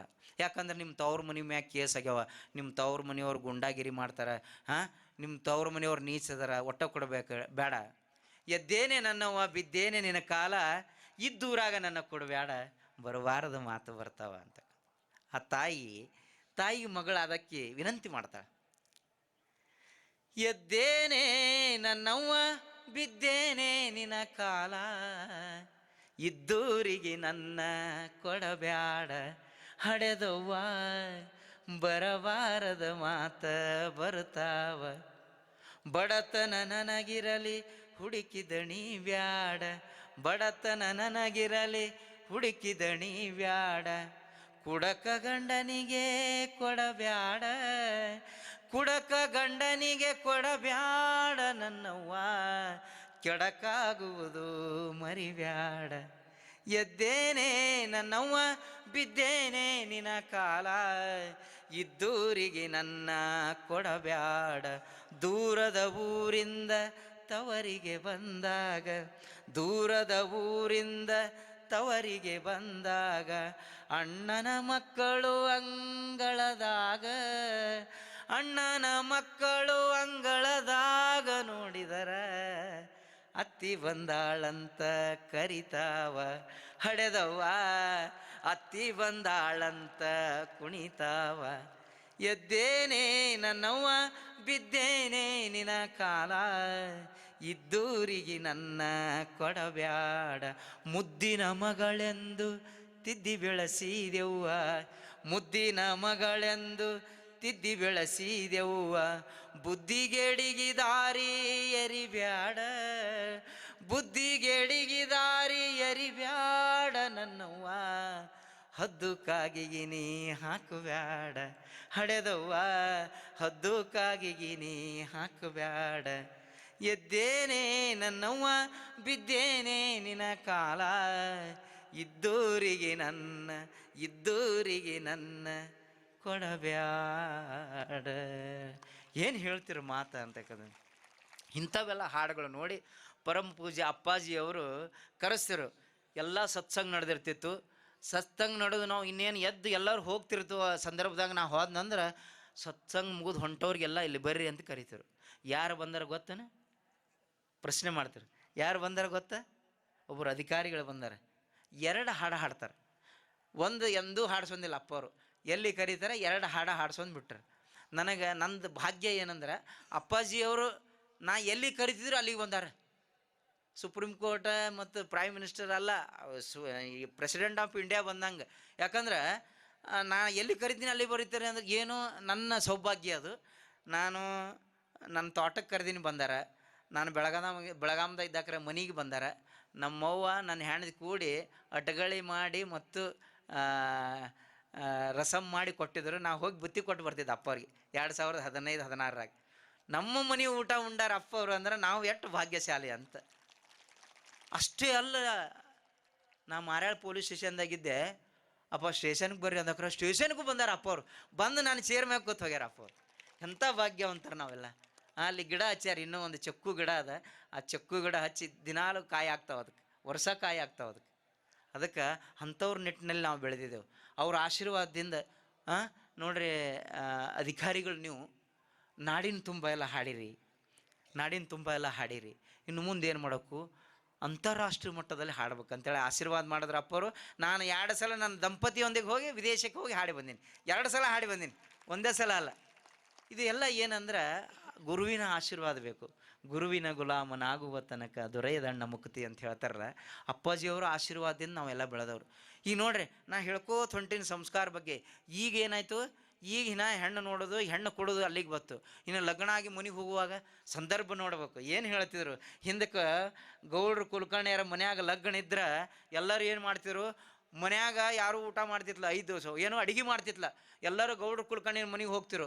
5 ದಿವಸ ಒಳಗಿನ ಅಕ್ಕಿ ಕಾಳು, ಹೊರಗಿನ ಅಕ್ಕಿ ಕಾಳು, ಹೊರಗಿನ ದೇವರು ಒಳಗಿನ ದೇವರು ಬಳಿ ಉಡಿಸೋದು, ಹಾಲಗಂಬ ಹಾಕೋದು, ಏನು ಸಂಭ್ರಮವೇ ಸಂಭ್ರಮ. ಇಷ್ಟೆಲ್ಲ ಮಾಡಿ ಆ ಹೆಣ್ಣು ಮಗಳು ಇನ್ನೇನು ಅಗಸಿ ದಾಟಿ ಬೇರೆ ಊರಿಗೆ ಹೋಗ್ತಾಳೆ. ಗಂಡನ ಮನೆಯವ್ರು ಕರ್ಲಿಕ್ಕೆ ಬಂದಿರ್ತಾರೆ. ಸವಾರಿ ಗಾಡಿ ತಂದು ನಿಂದ್ರಿಸಿರ್ತಾರೆ. ಇನ್ನೇನಿಕ್ಕಿ ಹೋಗ್ತಿರ್ತಾಳೆ. 5 ಮನೆ ಉಡ್ಯಾಕೆ ಹಾಕ್ತಾರೆ. 5 ಮನೆ ಉಡ್ಯಾಕೆ ಹಾಕಿ ಹೇಳ್ತಾರೆ, ಗೆಳೆಯರು ಗೆಳತಿಯರು ಎಲ್ಲರೂ ಅಗಸಿ ಬಾಗಲು ದಾಟಿಸಿ ಕುಂಕುಮದಾಗ ಕೈ ಎದ್ದಿ, ಬಣ್ಣದಾಗ ಕೈ ಎದ್ದಿ 2 ಸಿಕ್ಕ ಹೊಡೆದು ಆಮೇಲೆ ಮುಂದೆ ಹೋಗ್ತಿರ್ತಾಳೆ ತಾಯಿ. ಅವಾಗ ಅಳ್ತಿರ್ತಾರೆ. ಅವರೆಲ್ಲ ಅಳುವಾಗ ಆಕೆ ಹೇಳ್ತಾಳೆ, ಹಾಲುಂಡ ತವರಿಗೆ ಏನೆಂದು ಹಾಡಲಿ, ಹೊಳೆದಂಡಿಲಿರುವ ಕರಿಕೀಯ ಕುಡಿಯಂಗ ಹಬ್ಬಾಲಿ ಅವರ ರಸಬಳ್ಳಿ ಅಂತೇಳಿ. ಅದೇ ಅರಿಶಿಣ ಮೈಯಾಗಿರ್ತಾಳೆ. ಅರಿಶಿಣ ಮೈಯಾಗಿದ್ದಂಥ ಸುಂದರಿ ಆ ಮಗಳು ಹೇಳ್ತಾಳೆ, ಕಟ್ಟಾಣಿ ಕಟ್ಟ್ಯಾಳ ಕಟ್ಟಿ ಮ್ಯಾಲ ನಿಂತಾಳ, ಬಟ್ಟಲ ಗಣ್ಣ ತಿರಿವ್ಯಾಳ ನನ್ನ ಮಗಳು, ದಿಟ್ಟಿ ಸುಂಕ್ಯಾವ ಒಳಗೆ ಹೋಗು ಅಂಥೇಳಿ ಅವ್ರ ತಾಯಿ ಹೇಳ್ದಿರ್ತಾಳೆ. ಆದರೂ ಅನಿವಾರ್ಯ ಇರ್ತದೆ, ಗಂಡ ಕರ್ಯಾಕೆ ಬಂದಿರ್ತಾನೆ, ಗಂಡನ ಮನೆಯವ್ರು ಕರ್ಯಾಕೆ ಬಂದಿರ್ತಾರೆ, ಸವಾರಿ ಗಾಡಿ ಕಟ್ಕೊಂಡು ಅಗಸಿ ಬಾಗಲ್ದಾಗ ನಿಂತಿರ್ತದೆ. ಇವರೆಲ್ಲರೂ ಗೆಳೆಯರು ಗೆಳತಿಯರು ಕಳ್ಸಕ್ಕೆ ಬರ್ತಾರೆ. ಆ ಸಂದರ್ಭ ನೋಡ್ಬೇಕ್ರಿ. ಎಲ್ಲರೂ ಅಳ್ತಿರ್ತಾರೆ, ಎಲ್ಲರಿಗೂ ಅವರು ಅಳ್ತಿರ್ತಾರೆ. ಈಗಿನವ್ರದ್ದು ಬೇರೆ, ಈಗಿನವ್ರದ್ದು ನಾ ಹೇಳಕ್ಕೆ ಹೋಗಲ್ಲ. ಅದಕ್ಕೆ ಎಲ್ಲರೂ ಅಳ್ತಿರ್ತಾರೆ. ಮರಿಬ್ಯಾಡ ತಂಗಿ ನಿನ್ನ ತವರೂರ, ಹೋಗಾಗ ಹಾಕಬ್ಯಾಡ ಕಣ್ಣೀರ. ಮರಿಬ್ಯಾಡ ತಂಗಿ ನಿನ್ನ ತವರೂರ, ಹೋಗಾಗ ಹಾಕಬ್ಯಾಡ ಕಣ್ಣೀರ. ಹೋಗಾಗ ಹಾಕಬ್ಯಾಡ ಕಣ್ಣೀರ, ಗಂಡನೇ ನಿನಗೆ ದೇವರ. ಮರಿಬ್ಯಾಡ ತಂಗಿ ನಿನ್ನ ತವರೂರ, ಹೋಗಾಗ ಹಾಕಬ್ಯಾಡ ಕಣ್ಣೀರ. ಊರು ಮಂದಿ ಕಳ್ಸಕ್ಕ ಬಂದಾರ ನಿನ್ನ ಗೆಳತಿಯರೆಲ್ಲರೂ ಸೇರ್ಯಾರ. ಊರು ಮಂದಿ ಕಳ್ಸಕ್ಕ ಬಂದಾರ ನಿನ್ನ ಗೆಳತಿಯರೆಲ್ಲರೂ ಸೇರ್ಯಾರ. ಹೋಗಿ ಬಾಬಾಲಿ ಅಂತಾರ, ಹೋಗಿ ಬಾಬಾಲಿ ಅಂತಾರ, ತಂದೆ ತಾಯಿ ಬಿಕ್ಕಿ ಬಿಕ್ಕಿ ಅಳ್ತಾರ. ಮರಿಬ್ಯಾಡ ತಂಗಿ ನಿನ್ನ ತವರೂರ, ಹೋಗಾಗ ಹಾಕಬ್ಯಾಡ ಕಣ್ಣೀರ. ತಾಳಿ ನಿನಗ ಕಟ್ಟ್ಯಾರ, ನೀ ತಾಳಿಕೊಂಡು ಬಾಳಂತ ಹೇಳ್ಯಾರ. ತಾಳಿ ನಿನಗ ಕಟ್ಟ್ಯಾರ, ನೀ ತಾಳಿಕೊಂಡು ಬಾಳಂತ ಹೇಳ್ಯಾರ. ತಾಳಿಕೊಂಡು ಬಾಳಂತ ಹೇಳ್ಯಾರ, ಗಂಡನೇ ನಿನಗೆ ದೇವರ. ಮರಿಬ್ಯಾಡ ತಂಗಿ ನಿನ್ನ ತವರೂರ, ಹೋಗಾಗ ಹಾಕಬ್ಯಾಡ ಕಣ್ಣೀರ. ನೀ ಹೋಗಾಗ ಹಾಕಬ್ಯಾಡ ಕಣ್ಣೀರ. ನಿನಗಾಗಿ ತಂದೀನಿ ಬಂಗಾರ, ನಿನ್ನ ಮಗುವಿಗೆ ತಂದೀನಿ ಉಂಗೂರ. ನಿನಗಾಗಿ ತಂದೀನಿ ಬಂಗಾರ, ನಿನ್ನ ಮಗುವಿಗೆ ತಂದೀನಿ ಉಂಗೂರ. ಮಗುವಿಗೆ ತಂದೀನಿ ಉಂಗೂರ, ಮರಿಬ್ಯಾಡ ತಂಗಿ ಹಾಲುಂಡ ತವರ. ಮರಿಬ್ಯಾಡ ತಂಗಿ ನಿನ್ನ ತವರೂರ, ಹೋಗಾಗ ಹಾಕಬ್ಯಾಡ ಕಣ್ಣೀರ. ನೀ ಹೋಗಾಗ ಹಾಕಬ್ಯಾಡ ಕಣ್ಣೀರ. ಹೋಗಾಗ ಹಾಕಬ್ಯಾಡ ಕಣ್ಣೀರ. ಹಿಂದಕ್ಕೆಲ್ಲ ಹೆಸರು ಹೇಳ್ಬೇಕಾದ್ರೆ ಸಿಂಗಲ್ ವರ್ಡ್ದಾಗ ಯಾರು ಹೇಳ್ತಿತ್ತಲ್ಲ. ಕಂಚ ಕಳಸ ತೊಗೊಂಡು ಬೆಳಗ್ಗೆ ಇನ್ನೇನು ಕಂಚ ಕಳಸ ಕೆಳಗೆ ಇಡ್ತಾರೆ ಅಂದ ಕೂಡಲೇ ಸೆರಗಿ ಹಿಡಿದು ಬಿಡೋರು. ಹೆಸರು ಗಂಡನ ಹೆಸರು ಹೇಳುತ್ತಾನ ಆ ಕಂಚ ಕಳಸ ಕೆಳಗೆ ಹಿಡ್ತಿತ್ತಲ್ಲ. ಹೇಳ್ತಿದ್ರು ಒಡಪಾಕಿ. ಅಡಿಕೆ ಹಾಕ್ಯಾರ, ಕಡಕ್ಕಾಗ್ಯಾರ, ಹೂವಿನಂಥ ಹುಡುಗಿ ನೋಡಿ ಹುಬ್ಬು ಹಾರಿಸ್ತಾರ ಅಂಥೇಳಿ ಟಿಮ್ ಟಿಮ್ ಅಂತೇಳಿ ಹೆಸರು ಹೇಳ್ತಿರು. ಅಣ್ಣಗಳು ಇವರೆಲ್ಲ ಯಾವಾಗಲೂ ಬಿರ್ಸ ಇವ್ರ ಮಾತುಗಳೆಲ್ಲ. ಹಗ್ಗದಲ್ಲಿ ಹೊಡೆದ್ರೆ ಮಗ್ಗಲಕ್ಕೆ ಬರ್ತಾಳೆ ಗಂಗಾ ಅಂತೇಳಿ ಇವರು. ಏನು ಮಾತುಗಳು, ಯಾವ ಸಾಹಿತ್ಯದಲ್ಲಿ ಇದಾವೆ ಇವೆಲ್ಲ. ಈಗಿನವ್ರು ಹೇಳ್ತಾರೆ ನೋಡ್ಬೇಕು. ಬೆಂಗಳೂರದಾಗ ಅದಾರ, ದಿಲ್ಲಿಯಾಗ ಅದಾರ, ಮುಂಬೈದೊಳಗೆ ಅದಾರ, ಕಾಶ್ಮೀರದಾಗ ಅದಾರ, ಕಲ್ಯಾಣದಾಗ ಅದಾರ, ಇಂಡ್ಯಾಗ ಅದಾರ. ವಾಟ್ಸಪ್ದಾಗ ಬರ್ತಾರೆ, ಫೇಸ್ಬುಕ್ದಾಗ ನಗ್ತಾರೆ, ಇನ್ಸ್ಟಾಗ್ರಾಮ್ದಾಗ ಬಂದು ಹಲ್ಲು ಕಿಸಿದಾರೆ ಟಿಮ್ ಟಿಮ್ ಅಂತ ಹೇಳೋದು. ಮತ್ತು ಏನ್ರಿ ಈಗ ಕಾಲಘಟ್ಟ ತಕ್ಕಂತೆ ಹೋಗ್ಬೇಕಲ್ಲ, ನಾವು ಬೈಲಿಕ್ಕೆ ಬರಲ್ಲ ಅವರಿಗೆಲ್ಲ. ನಮ್ಮ ಸಂಸ್ಕಾರ ಇಲ್ಲಿಗೆ ಬಂದ ಆತ್ಮೇರೆ. ದಯವಿಟ್ಟು ನಾ ಹೇಳಿದ್ದೀನಿ ನಿಮ್ಗೆ, ಮಮ್ಮಿ ಡ್ಯಾಡಿ ಅನ್ನೋದು ಕಲಿಸ್ಬೇಡ್ರಿ. ಜನಪದ ಹಂಗೆ ಅದು, ಎಷ್ಟು ಮಾತಾಡಿದ್ರೆ ಕಡಿಮೆನೇ. ಅಪ್ಪವ್ರು ಹೇಳ್ತಿರಲ್ಲ, ಜನಪದ ಮಾತಾಡ್ತಾರೆ, ಜನಪದ ಹಾಡ್ತಾರೆ ಅಂದ್ರೆ ಅಪ್ಪವರು ಎಲ್ಲಿದ್ದಲ್ಲಿ ಕರೆಸಿ ಹಚ್ಚಿರಿ ಅವ್ರಿಗೆ ಅಂತೇಳಿ ಹೇಳ್ತಿರು. ಜನಪದದಾಗ ಅಟ್ಟು ಶಕ್ತಿ ಅದ. ಇವತ್ತು ಜ್ಯೋತಿರ್ಲಿಂಗ ನೌಕರಿ ಮಾಡ್ತಾನೆ ಅಲ್ಲಿ ಬೇರೆ ಕಡೆ ಅಂದ್ರೆ, ಇಲ್ಲಿಗೆ ಬರ್ಲಾಕ ಇಂಡಿ ಬರ್ಲಾಕ ಕಾರಣ ಏನಂದ್ರೆ ಜನಪದ ಆತ್ಮೇಲೆ. ಜನಪದ ಮಾತಾಡ್ತೀನಿ, ಜನಪದ ಹಾಡ್ತೀನಿ ಅಂದರೆ ಪೂಜ್ಯ ಅಪ್ಪಾಜಿಯವರು ಕರೆಸ್ಯಾರ ನಮಗೆ. ಕರೆಸಿ ನೋಡ್ರಿ, ಒಬ್ಬ ಪೊಲೀಸ್ ಅಧಿಕಾರಿಗೆ ಗೌರವ ಡಾಕ್ಟರೇಟ್ ಕೊಡೋದು, ಅಕಾಡೆಮಿ ಪ್ರಶಸ್ತಿ ಕೊಡೋದು, ಇವೆಲ್ಲ ಮಾಡಬೇಕು. ಬೇರೆದವ್ರು ಯಾರಿಲ್ಲನ್ರಿ ಕೊಡಕ್ಕೆ. ಅದಕ್ಕೆ ಏನೋ ಒಂದು ಶ್ರಮ ಅದ, ಎಲೆ ಮರಕಾಯಿ. ಯಾಕಂದ್ರೆ ಅಪ್ಪವ್ರ ಆಶೀರ್ವಾದ ಅದ. ನಾವು ಸುಮಾರು 20-21 ವರ್ಷ ಏನು ಆಶೀರ್ವಾದ ಅಂದ್ರೆ, ನಮ್ಮ ತಂದೆಯವರು, ನಮ್ಮ ಭಾಗ್ಯ ಏನಂದ್ರೆ ಚಡ್ಚಾಣ್ ಹೈಸ್ಕೂಲ್ದಲ್ಲಿ ಅಪ್ಪಾಜಿಯವರು ಮತ್ತು ನಮ್ಮ ತಂದೆಯವರು ಕೂಡಿ ಕ್ಲಾಸ್ಮೇಟಾಗಿ ಕಲ್ತಾರೆ. ಆ ಪುಣ್ಯ ಇಲ್ಲಿ ತನಕ ನಮಗೆ ಕರ್ಕೊಂಬಂದದ ಅಂಥ ಒಂದು ನಿಟ್ಟಿನಲ್ಲಿ. ಈಗ ಹೇಳ್ಕೋತ ಹೋದ್ರೆ ಈಗ ನೋಡು, ಗಂಡನ ಮನೆಗೆ ಕಳಿಸ್ಬೇಡ, ಇದ್ದ ಊರಿಗೆ ಕೊಡಬೇಡ ಅಂತಕ್ಕಂಥ ಸಂಸ್ಕಾರ ಇಲ್ಲಿ ತನಕ ಬಂದ್ರೆ. ಈಗ ಅಣ್ಣಗಳು ನಮ್ಮ ಹಾಡುಗಳು ಹಾಡ್ಬೇಕಾದ್ರೆ ಈ ಹಬ್ಬಗಳು ಅದಾವೆ, ನಮ್ಮ ಪ್ರತಿಯೊಂದು ಹಬ್ಬದಾಗ ಹಾಡು ಹಾಡ್ತಾರೆ ಇವರು. ಹಿಂದಕ್ಕಿದ್ದು ನಮ್ಮ ದೇವಳಿಗಾಗ ಎಲ್ಲ ಬರೇ ಗಂಡ್ಮಕ್ಳಿಗೆ ಅಟ್ಟೆ ಬೆಳೀತಿದ್ರು, ಹೆಣ್ಮಗಳು ಬಂದು ಇವರೆಲ್ಲ ಜಾನುವಾರುಗಳಿಗೆ ಬೆಳೀತಿದ್ರು. ಏನು ತಳ ತಳ ತಳಸಲಾರೆ ಬಳವಿನ ತತ್ತೊಂದುಳಿಸಲಾರೆ, ಕರಿ ಗುಡ್ಡದ ಕಾಮನ ಕಂಟಿ, ಬಿಳಿ ಗುಡ್ಡದಾಗ ಭೀಮನ ಕಂಟಿ, ಒತ್ತಿ ಹೊಡೆದರೆ ಒಂದೇ ಕಂಟಿ, ಮುತ್ತಿನಂತ 30 ಹೋರುಗಳ ಕಟ್ಟಿ, ಹೋರುಗಳ ಕಾಲ ಗೆಜ್ಜಿ ಕಟ್ಟಿ, ಗೆಜ್ಜಿ ಹೋದೋ ಕಲ್ಯಾಣಕ್ಕ, ಕಲ್ಯಾಣದವರು ಕಲ್ಲೋಗಿದ್ರು, ಬಿಲ್ಲಣದವರು ಬಿಲ್ಲೋಗಿದ್ರು, ಆಣಿ ಪೀಡಿ ನಮ್ಮ ಹೋರುಗಳು ಪೀಡ ಹೊಳೆ ಹಚ್ಚಿ ಕೋತಕ್ಕೂ ಹೊಡೆದ್ ಬಿಡೋರು. ಏನು ಮಾತ, ಏನು ಹಂಡಕಳು ಬಂಡಕಳು ಕಲಬುರಗಿ ಊರಾಗ ಕಳ್ಳಾರು ಕುತ್ತಾರ, ಕಳ್ಳಾರ ಕೈಯಲ್ಲಿ ಬೆಳ್ಳಿಯ ಕುಡುಗೋಲ, ಬೆಳ್ಳಿಯ ಕುಡುಗೋಲಿಗೆ ಮಾರ್ ಹುಲ್ಲ, ಬೂರ್ ಬೂರ್ ಮೊಸರ, ಚಿಲಿ ಪಿಲಿ ಮಜ್ಜಿಗೆ, ಆಣಿ ಪೀಣಿ ನಮ್ಮ ಹೊರಗಳು ಪೀಡ ಹೊಳೆ ಹಚ್ಚಿ ಕೋತೇಳು. ಅಟ್ಟು ಹೇಳಿಬಿಟ್ರೆ ವರ್ಷತನ ಯಾವ ಜಡ್ಡಿಲ್ಲ, ಜಾಪತ್ರೆ ಇಲ್ಲ, ಏನಿಲ್ಲ. ಅಂದ್ರೆ ಸಂಸ್ಕಾರ ಇದೆ ಆತ್ಮೀಯರೇ. ಜರ್ಮ್ಸ್ ಬರ್ತಾವೆ, ಡಾಕ್ಟ್ರಿಗೆ ಗೊತ್ತದ. ಆ ಜರ್ಮ್ಸ್ ಹೋಗ್ಲಾಡಿಸ್ಬೇಕಾದ್ರೆ ಥಂಡಿ ದಿವಸದಾಗ ಭಾಳ ಆ್ಯಕ್ಟಿವ್ ಆಗ್ತಾವೆ.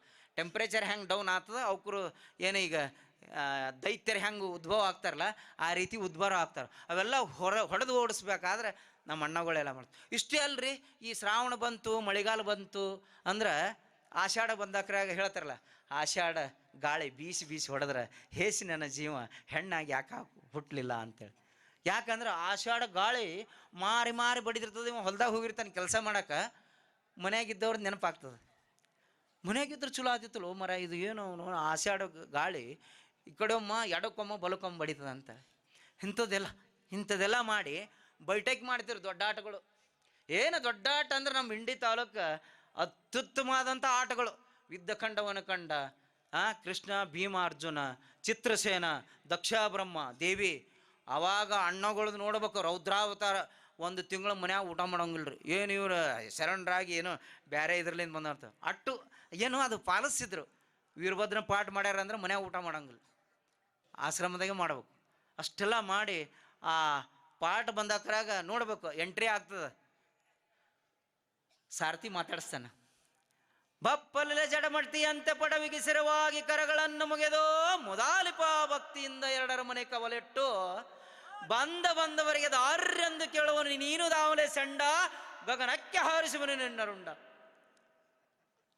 ಅವ ಹೇಳ್ತಾನೆ ಏನಂತೇಳಿ, ನಿಮ್ಮ ಮೇಲ ಮಂದಿರವನ್ನು ಬಿಟ್ಟು ಈ ನೆರೆದಿರುವ ಸಭಾಮಂಟಪಕ್ಕೆ ಬರಲು ಕಾರಣವೇನು ದೇವ, ದಿವ್ಯ ಪ್ರಭಾವ ಅಂತೇಳಿ ಹೇಳ್ದಕ್ರಾಗ ಅವ ಹೇಳ್ತಾನೆ, ಅತಳ ಸುತಳ ತಾತಳ ರಸಾತಳ ತಳತಳ ಹಿಂಗೆ ಇರುವ 14 ರಾಜ್ಯಗಳನ್ನು ಸುತ್ತಿ ಈ ನೆರೆದಿರುವ ಸುಂದರ ಸಭಾಮಂಟಪಕ್ಕೆ ಬರಲಿಕ್ಕೆ ತಾತ್ಪರ್ಯ ಏನು ಅಂದರೆ, ಈ ಇಂಡಿ ಗ್ರಾಮದಲ್ಲಿ ನಡೆಯತಕ್ಕಂಥ ಅಮೃತವಾಣಿನ ಕೇಳಲು ಬಂದನು ತಿಳಿಯಲ ಸಾರಥಿ ಅತಿ ಜಾಗೃತಿ ಅಂತ ಹೇಳ್ತಾರೆ. ಅಂಥ ಅದ್ಭುತ ಮಾತುಗಳು ಯಾರು ಕಲಿಸ್ಯಾರ ಅವರಿಗೆಲ್ಲ. ಯಾಕೆ ನಿಮ್ಮದು ಹೇಳತ್ತೀನಿ ಅಂದ್ರೆ, ಎಲ್ಲ ಇವ್ರದೇ ಹೇಳಿದ್ರು. ಬಾ ಇವರು ಅಲ್ಲಿದಿಂದ ಬಂದಾರ ಹುಬ್ಬಳ್ಳಿಯಿಂದ, ಬರೀ ಇವ್ರು ಇದೇ ಹೇಳಕ್ಕೆ ಬಂದಾರಲ್ಲ, ನಿಮ್ಮದು ಹೇಳ್ಬೇಕಾಗ್ತದೆ. ಅಷ್ಟೇ ಅಲ್ಲ, ಈಗ ನೋಡ್ರಿ ಇವರು ಗಂಡು ಮಕ್ಕಳು ಅವಾಗ ಏನಾಗ್ತಿತ್ತು ಅಂದ್ರೆ ಪತ್ರಗಳು ಬರೀತರು. ಈಗೆಲ್ಲ ಇಮೇಲ, ವಾಟ್ಸಪ್, ಫೇಸ್ಬುಕ್ ಆಗ್ಯಾವ. ಎಲ್ಲರೂ ಶಾಣೆ ಆಗ್ಯಾರ, ಎಲ್ಲರೂ ಬುದ್ಧಿವಂತರಾಗ್ಯಾರ, ಎಲ್ಲರ ಹತ್ರ ಮೊಬೈಲ್ ಅದಾವ. ಅವ್ರ ಫೋಟೋ ಇವ್ರ ಫೋಟೋ ಅವರಿಗೆ 5 ಮಿನಿಟ್ 10 ಮಿನಿಟ್ ನೋಡೋದು, ಮಾತಾಕತಿ ಮಾಡೋದು, ಲಗ್ನ ಆಗೋದು, 2 ಮಿನಿಟಿಗೆ ಡೈವರ್ಸ್ ಆಗೋದು, ಲಾಸ್ಟಿಗೆ ಬಂದು ಪೊಲೀಸರು ಕೊಳ್ಳಿ ಬೀಳೋದು. ಅಲ್ರಿ, ನೀವು ಸಂಸ್ಕಾರ ಅನ್ನೋದು ಎಲ್ಲಿದೆ? ಕೊಟ್ಟು ಹಣ್ಣು ಕುಲಕ್ಕೆ ಹೊರಗೆ ಅಂತೇಳಿ ಕಳಿಸಿಬಿಡ್ತೀರ. ಅವಾಗ ಹಿಂದಕ್ಕೆ ಬರೋಂಗಿಲ್ಲ, ಏನೇ ಆದರೂ ಬರೋಂಗಿಲ್ಲ. ಬರೋದಾದ್ರೆ ಜೋಡಿಲೇ ಬರೋಕು. ಲಗ್ನ ಆಗಿ ಕೊಟ್ಟು ಕೂಡಲೇ ಊರು ಜಾತ್ರೆ ಇರ್ತದೆ, ಹೆಣ್ಮಗಳು ಬರ್ಬೇಕಾಗಿರ್ತದೆ, ಪರ್ಮಿಷನ್ ತೊಗೋಬೇಕು. ಮಡದೀಗಿ ಬಡದಾನ ಮನದಾಗ ಮರಗ್ಯಾನ. 8 ದಿವಸ 10 ದಿವಸ ಆಗಿರ್ತದೆ ಹೋಗಿ. ಊರು ದೇವ್ರ ಜಾತ್ರೆ ಬರ್ತದೆ ಶಾಂತೇಶ್ವರದು. ಅಲ್ರಿ, ಮತ್ತು ನಾ ತವ್ರ ಮನೆಗೆ ಹೋಗ್ಬೇಕು, ಅಪ್ಪ ಬಂದನ ಕರ್ಯಾಕ, ಅಣ್ಣ ತಮ್ಮರು ಬಂದಾರ, ಹೋಗ್ಬೇಕಂತ ಹೇಳ್ತಾಳೆ. 8-10 ದಿವಸ ಆಗಿರ್ತದೆ ಲಗ್ನ ಆಗಿ. ಪಟ್ನ ಹೋದ್ನೆ ಅಂದ್ರೆ ಇವ ಏನು ಮಾಡ್ತಾನ, ಬಡಿತಾನ. ಮಡದೀಗಿ ಬಡದಾನ ಮನದಾಗ ಮರಗ್ಯಾನ. ಒಳಗೆ ಹೋಗಿ ಸೆರಗಿಡ್ದು ಕೇಳ್ತಾನೆ, ನಾಯಿ ಹೆಚ್ಚ ನಿನ್ನ ತವ್ರು ಹೆಚ್ಚ ಅಂತ. ನಾಯಿ ಹೆಚ್ಚ ನಿನ್ನ ತವ್ರು ಹೆಚ್ಚ ಅಂತ. ಯಾಕೆ ಮಂದಿ ಬಂದ ಕೂಡಲೇ ಬೀಗರ ಮುಂದೆ ಬಡ್ಯಾಕಾತನ್ರಿ? ಇಲ್ಲ, ಒಳಗೋಗೇ ಬಡಿಯೋದಲ್ಲ, ಅದು ಹೇಳೋದಿಲ್ಲ. ಅದಕ್ಕೆ ಈಗಿನವ್ರು ಏನಂದ್ರೆ, ಈಗಿನವ್ರು ಅವ್ರು ಬಡದ್ರೆ ಇವ್ರು ಯಾರು ಹೇಳೋಂಗಿಲ್ಲ ರೀ. ಯಾಕಂದ್ರೆ ಅವರು ಅದಕ್ಕೆ ಸಂಸ್ಕಾರ ಕಡಿಮೆ ಆಗ್ಯದ ನೋಡ್ರಿ ಆತ್ಮೀಯರೇ. ನಾವು ಮಹಾಭಾರತ ರಾಮಾಯಣ ಕಥೆಗಳು ಕೇಳ್ತೇವೆ. ಕುಂತಿಗೆ 5 ಮಕ್ಕಳಿದ್ರು, ಗಾಂಧಾರಿಗೆ 101 ಮಕ್ಕಳಿದ್ರು. 101 ಮಕ್ಕಳು ಏನಾದವು ಅಂದ್ರೆ ಅಸಂಸ್ಕಾರವಂತರಾದರು, ಸಂಸ್ಕಾರ ಕಲೀಲಿಲ್ಲ. 5 ಮಂದಿ ಪಾಂಡವರಿದ್ರೆ ಧರ್ಮವಂತರಾದರು. ಹಿಂದಿಗಡೆ ಹೋಗಿ ಕುರುಕ್ಷೇತ್ರದಾಗ 5 ಮಂದಿಗೆ ಜಯ ಆಗ್ತದೆ, 100 ಮಂದಿಗೆ ಏನು ಸೋಲು ಆಗ್ತದೆ. ಯಾಕಂದ್ರೆ ಸಂಸ್ಕಾರ ಬೇಕು. ಸಂಸ್ಕಾರ ಇರದೆ ಬದುಕು ಇಲ್ಲ. ಈಗ ಕಲಿತಿರ್ತಕ್ಕಂಥ ಶಿಕ್ಷಣದಲ್ಲಿ ಸಂಸ್ಕಾರವನ್ನು ನಾವು ಬಳಸ್ಕೊಂಡು ಕಲ್ತ್ರೆ ಏನಾಗ್ತದೆ ಅಂದರೆ ವ್ಯಕ್ತಿತ್ವವನ್ನು ವಿಕಸನ ಹೊಂದದೆ. ಗೌಡ್ರಂಥ ಡಾಕ್ಟ್ರುಗಳಾಗ್ತಾರೆ, 4 ಮಂದಿಗೆ ಸೇವೆ ಮಾಡ್ತಾರೆ. ಅದು ಸಂಸ್ಕಾರ ಭರಿತ ಶಿಕ್ಷಣ ಆಗ್ಬೇಕಂತಕ್ಕಂಥದ್ದು ನನ್ನ ಆತ್ಮೀಯರೇ. ಈ ನಮ್ಮ ಮೇಷ್ಟ್ರಲ್ಲಿ, ನಮ್ಮ ಶಿಕ್ಷಕರಲ್ಲಿ ಕೇಳ್ಕೊಳ್ಳೋದು ಅದೇ. ಸಂಸ್ಕಾರ ಇಲ್ಲಂದ್ರೆ ಇಲ್ಲ. ಹಿಂದಕ್ಕೊಂದು ಕೆರೆಗೆ ಹಾರ ಮತ್ತು ತೊಗರಿ ತಿಪ್ಪ ನುಚ್ಚಿನ ಮಲ್ಲ ಅಂತ ಕತೆ ಬರ್ತಿದ್ರು. ಡಾಕ್ಟರ್ ಶಂಭು ಬೆಳಗಾರ ಅವರು ಹೇಳ್ತಿದ್ರು. ಏನಂದ್ರೆ ಸಂಸ್ಕಾರ ಇಲ್ಲಾರ್ದವ್ರ ಪರಿಸ್ಥಿತಿ ಹೆಂಗೆ ಆಗ್ತದಂದ್ರೆ, ಒಂದು ಊರಾಗ ಒಬ್ಬ ಹುಡುಗ ಸಾಲಿದಿಂದ ಹೋಗೋಕ್ರಾಗ ಗೌಡ್ರು ಮನೆ ಮುಂದೆ ನಿಂತಿರ್ತಾರೆ. ಗೌಡ್ರು ಮನೆ ಮುಂದೆ ನಿಂತ ಕೂಡಲೇ ಇವ ಹಾದಿ ಹಿಡಿದು ಹೋಗುವಾಗ ಗೌಡ್ರು ನೋಡಿ ಕಿಸ್ಸಕ್ಕೆ ನಕ್ ಬಿಡ್ತಾನೆ. ಅಯ್ಯವನ ಇಟ್ಟದ ನಮ್ಮ ಮಗ ಚೋಟಿ ನನ್ನ ನೋಡಿ ನಗ್ತಾನಲ್ಲೇ, ಯಾಕೆ ಕೇಳ್ರಿ ಅಂತ ಹೇಳ್ತಾನೆ ಆಳುಗಳಿಗೆಲ್ಲ. ಅವ್ರು ಹೋಗಿ ಕೇಳ್ತಾರೆ, ಯಾಕೆ ಹೋತಮ್ಮ ಮತ್ತು ಗೌಡ್ರು ನೋಡಿ ನಕ್ಕೆಲ್ಲ ಅಂತ. ಯಾಕಿಲ್ರಿ ಪ, ಮನೆ ನೋಡ್ತೀಯ ದೊಡ್ಡದದ, ಬಾಗಿಲು ನೋಡ್ತೀಯ ಇಟ್ಟಿ ಅದ, ಗೌಡ್ರು ನೋಡ್ತೀರ ಆನೆ ಹಂಗದಾರ, ನಾಳೆ ಸತ್ರ ಹೊರಗೆ ಹೆಂಗೆ ತರ್ತಾರೆ ಅಂತೇಳಿ ಅದು ಅಂಜಲ. ನನ್ನ ಸಾವಿನ ಬಗ್ಗೆ ವಿಚಾರ ಮಾಡ್ತಾನೆ ಈ ಹುಡುಗ. ಅಂದ್ರೆ ತೊಂಬರ್ಲೆ ಕಟ್ಟ್ರೆ ಅವ್ನು ಕಂಬಕ್ಕೆ ಅಂತೇಳಿ ಕಂಬಕ್ಕೆ ಕಟ್ಟಿದ್ರು. ಕಂಬಕ್ಕೆ ಕಟ್ಟಿ ಹೊಡ್ಯಾ ಮುಂದಾಗ ಈ ಸುದ್ದಿ ಅವ್ರ ಅಪ್ಪಗೆ ಹೋಯ್ತು ರೀ. ಇಲ್ಲ ನಿನ್ನ ಮಗ ಗೌಡ್ರ ಮನ್ಯಾಗ ಕಟ್ಟಿ ಹೊಡ್ಲಿಕತ್ತಾರು, ಯಾಕೆ ಹೋಗಿ ಕೇಳ್ಬಾ ಅಂತ. ಅವ್ರ ಅಪ್ಪ ಬಿಳ್ಕೋತು ಓಡ್ಕೋತು ಬಂದು, ಯಾಕ್ರಿಪ್ಪ, ಯಾಕೆ ನನ್ನ ಮಗನಿಗೆ ಕಂಬಿಗೆ ಕಟ್ಟಿ ಹೊಡ್ಲಿಕತ್ತಿರಲ್ಲ, ಯಾಕೆ ಹೊಡ್ಲಿಕತ್ತೀರಿ ಅಂತ. ಯಾಕೆ ಹೊಡ್ಲಿಕತ್ತೀರಿ ಕೇಳಿ ನನ್ನ ಮಗ ಹೇಳ್ತಾನಂತ. ಅವ ಹೇಳ್ತಾನೆ, ಹಿಂಗೆ ಅಂದ್ಯಪ್ಪ ಮತ್ತು ಅದಕ್ಕೆ ನಾನು ಹೊಡ್ಲಿಕತ್ತಾರೆ. ಮಗನ ಹುಚ್ಚಿದ್ದೀರೇನೋ ನೀನು, ಗೌಡ ಮನೆ ಕಟ್ಟಾನ ಖರೆ, ಒಳಗೆ ಸತ್ನಂದ್ರೆ ನೀ ಯಾಕೆ ವಿಚಾರ ಮಾಡ್ತಿ. ನಾವಿಲ್ಲ ಸಣ್ಣಗೆ ಚಪ್ಪಗಡ್ಲಿ ತೊಂದು ಕಡ್ತಾ ಕಡ್ದು ಹೆಡಿಗೆ ತುಂಬಿ ಹೊರಗೆ ತರ್ತೇವಲ್ಲೇ, ನೀ ಯಾಕೆ ವಿಚಾರ ಮಾಡ್ತಿ. ಅಲ್ಲ ಅವನಂದ ಗೌಡ ದಿಗ್ಭ್ರಮೆ ಆಯ್ತು ಅವನಿಗೆ. ಅಲ್ಲ ಇವ ತಾನೆ ಇವನಿಗಿಂತ ಬಿರ್ಸದಾನಲ್ಲ ಇವ ಅಂತ. ಕಟ್ರಲ್ಲ ಈ ಕಂಬಿಗೆ ಇವನಿಗೆ ಕಟ್ರಿ, ಎಡಕ ಬಲಕ ಕಂಬಿಗೆ ಕಟ್ಟಿದ್ರು. ಇವ್ರು ಮುತ್ಯ ಬದುಕಿದ ದಿನ ಬಡಿಗೆ ಇಡೋದು ಮನ್ಯಾಗ. ಹಂಗೆ ಹೇಳಿ ಹಿಂಗೆ ಹಾರ್ಕಿ ಸುದ್ದಿ ಮುತ್ಯಾಗ ಹೋಯ್ತು. ಮುತ್ಯ ಬಂದ, ಅಲ್ರಪ್ಪ ಯಾಕೆ ನನ್ನ ಮಗನಿಗೆ ಕಟ್ಟಿ ಹೊಡ್ಲಿಯತ್ತೀರಿ, ತಾವೆಲ್ಲ ದೊಡ್ಡವರು ಹೊಟ್ಟೆ ಹಾಕ್ಕೋಬೇಕು ಏನಾಗ, ಯಾಕೆ ಕೇಳ ನಿನ್ನ ಮಗನಿಗೆ ಮೊಮ್ಮಗನಿಗೆ ಹೇಳ್ತಾರೆ ಯಾಕೆ ಕಟ್ಟಿದೇವ ಅಂತ. ಅವ್ರು ಹೇಳಿದ್ರು, ಮಗ ಒಂದು ಹೇಳದ ಮೊಮ್ಮಗ ಒಂದು ಹೇಳದ, ಇಬ್ಬರದು ಕೇಳ್ದ, ಎಷ್ಟು ಹುಚ್ಚರಿದಿರಲೇ ನೀವಿಬ್ರು ಅಂದ. ಗೌಡ್ರು ಸತ್ರ ಚಿಂತೆ ಯಾಕೆ ಮಾಡ್ತೀರಿ, ಅವ್ರಿಗೆ ಹೊರಗರೆ ತರೋದು ಯಾಕೆ, ಕಡದು ಹೆಡಿಗೆ ತುಂಬೇರೆ ಆಗ್ತಿರೋದು, ಮನೆಗೆ ಬೆಂಕಿ ಹಚ್ಬಿಡೋಣ, ಯಾವುದು ಕಿರಿಕಿರಿ ಇಲ್ಲ ಅಂತ. ಅವ ಇವ್ರಿಬ್ರಿಗಿಂತ ಇವ ಬಿರುಸನಲ್ಲಿ ಅಂತ ಕಟ್ಟದ್ರ ಕಂಬಿಗೆ. ನೋಡ್ರಿ ಆತ್ಮೀಯರೇ, ಒಬ್ಬರು ಗುಡ್ಯಾಗ ಒಂದು ಗಂಟು ಬೇಕು, ಮನ್ಯಾಗ ಒಬ್ಬಕ್ಕೆ ತಾಯಿ ಬೇಕು, ಮನೆ ಮುಂದೆ ನಾಯಿ ಬೇಕು. ಇವು ಇರಲಿಲ್ಲ ಅಂದ್ರೆ ಯಾವ ಶಿಕ್ಷಣ ಕಲಿಯಲ್ಲ ಆತ್ಮೀಯರೇ. ಸಂಸ್ಕಾರ ಇಲ್ಲಾಂದ್ರೆ ಹಿಂಗಾಗ್ತದೆ. ಅದಕ್ಕೆ ಊರು ಹಿರಿಯರೆಲ್ಲ ಬಂದು, ಹುಚ್ಚರೆ ಗೌಡ್ರಿಗೆಲ್ಲ ಹಂಗೆ ಅನ್ಬಾರ್ದು, ಮುಂದಿಂದೆಲ್ಲ ವಿಚಾರ ಮಾಡಬೇಡ್ರಿ, ಒಳ್ಳೇದು ವಿಚಾರ ಮಾಡಿರಿ ಅಂಥೇಳಿ, ಸದ್ಗುಣಗಳ ವಿಚಾರ ಮಾಡಿರಿ ಅಂಥೇಳಿ.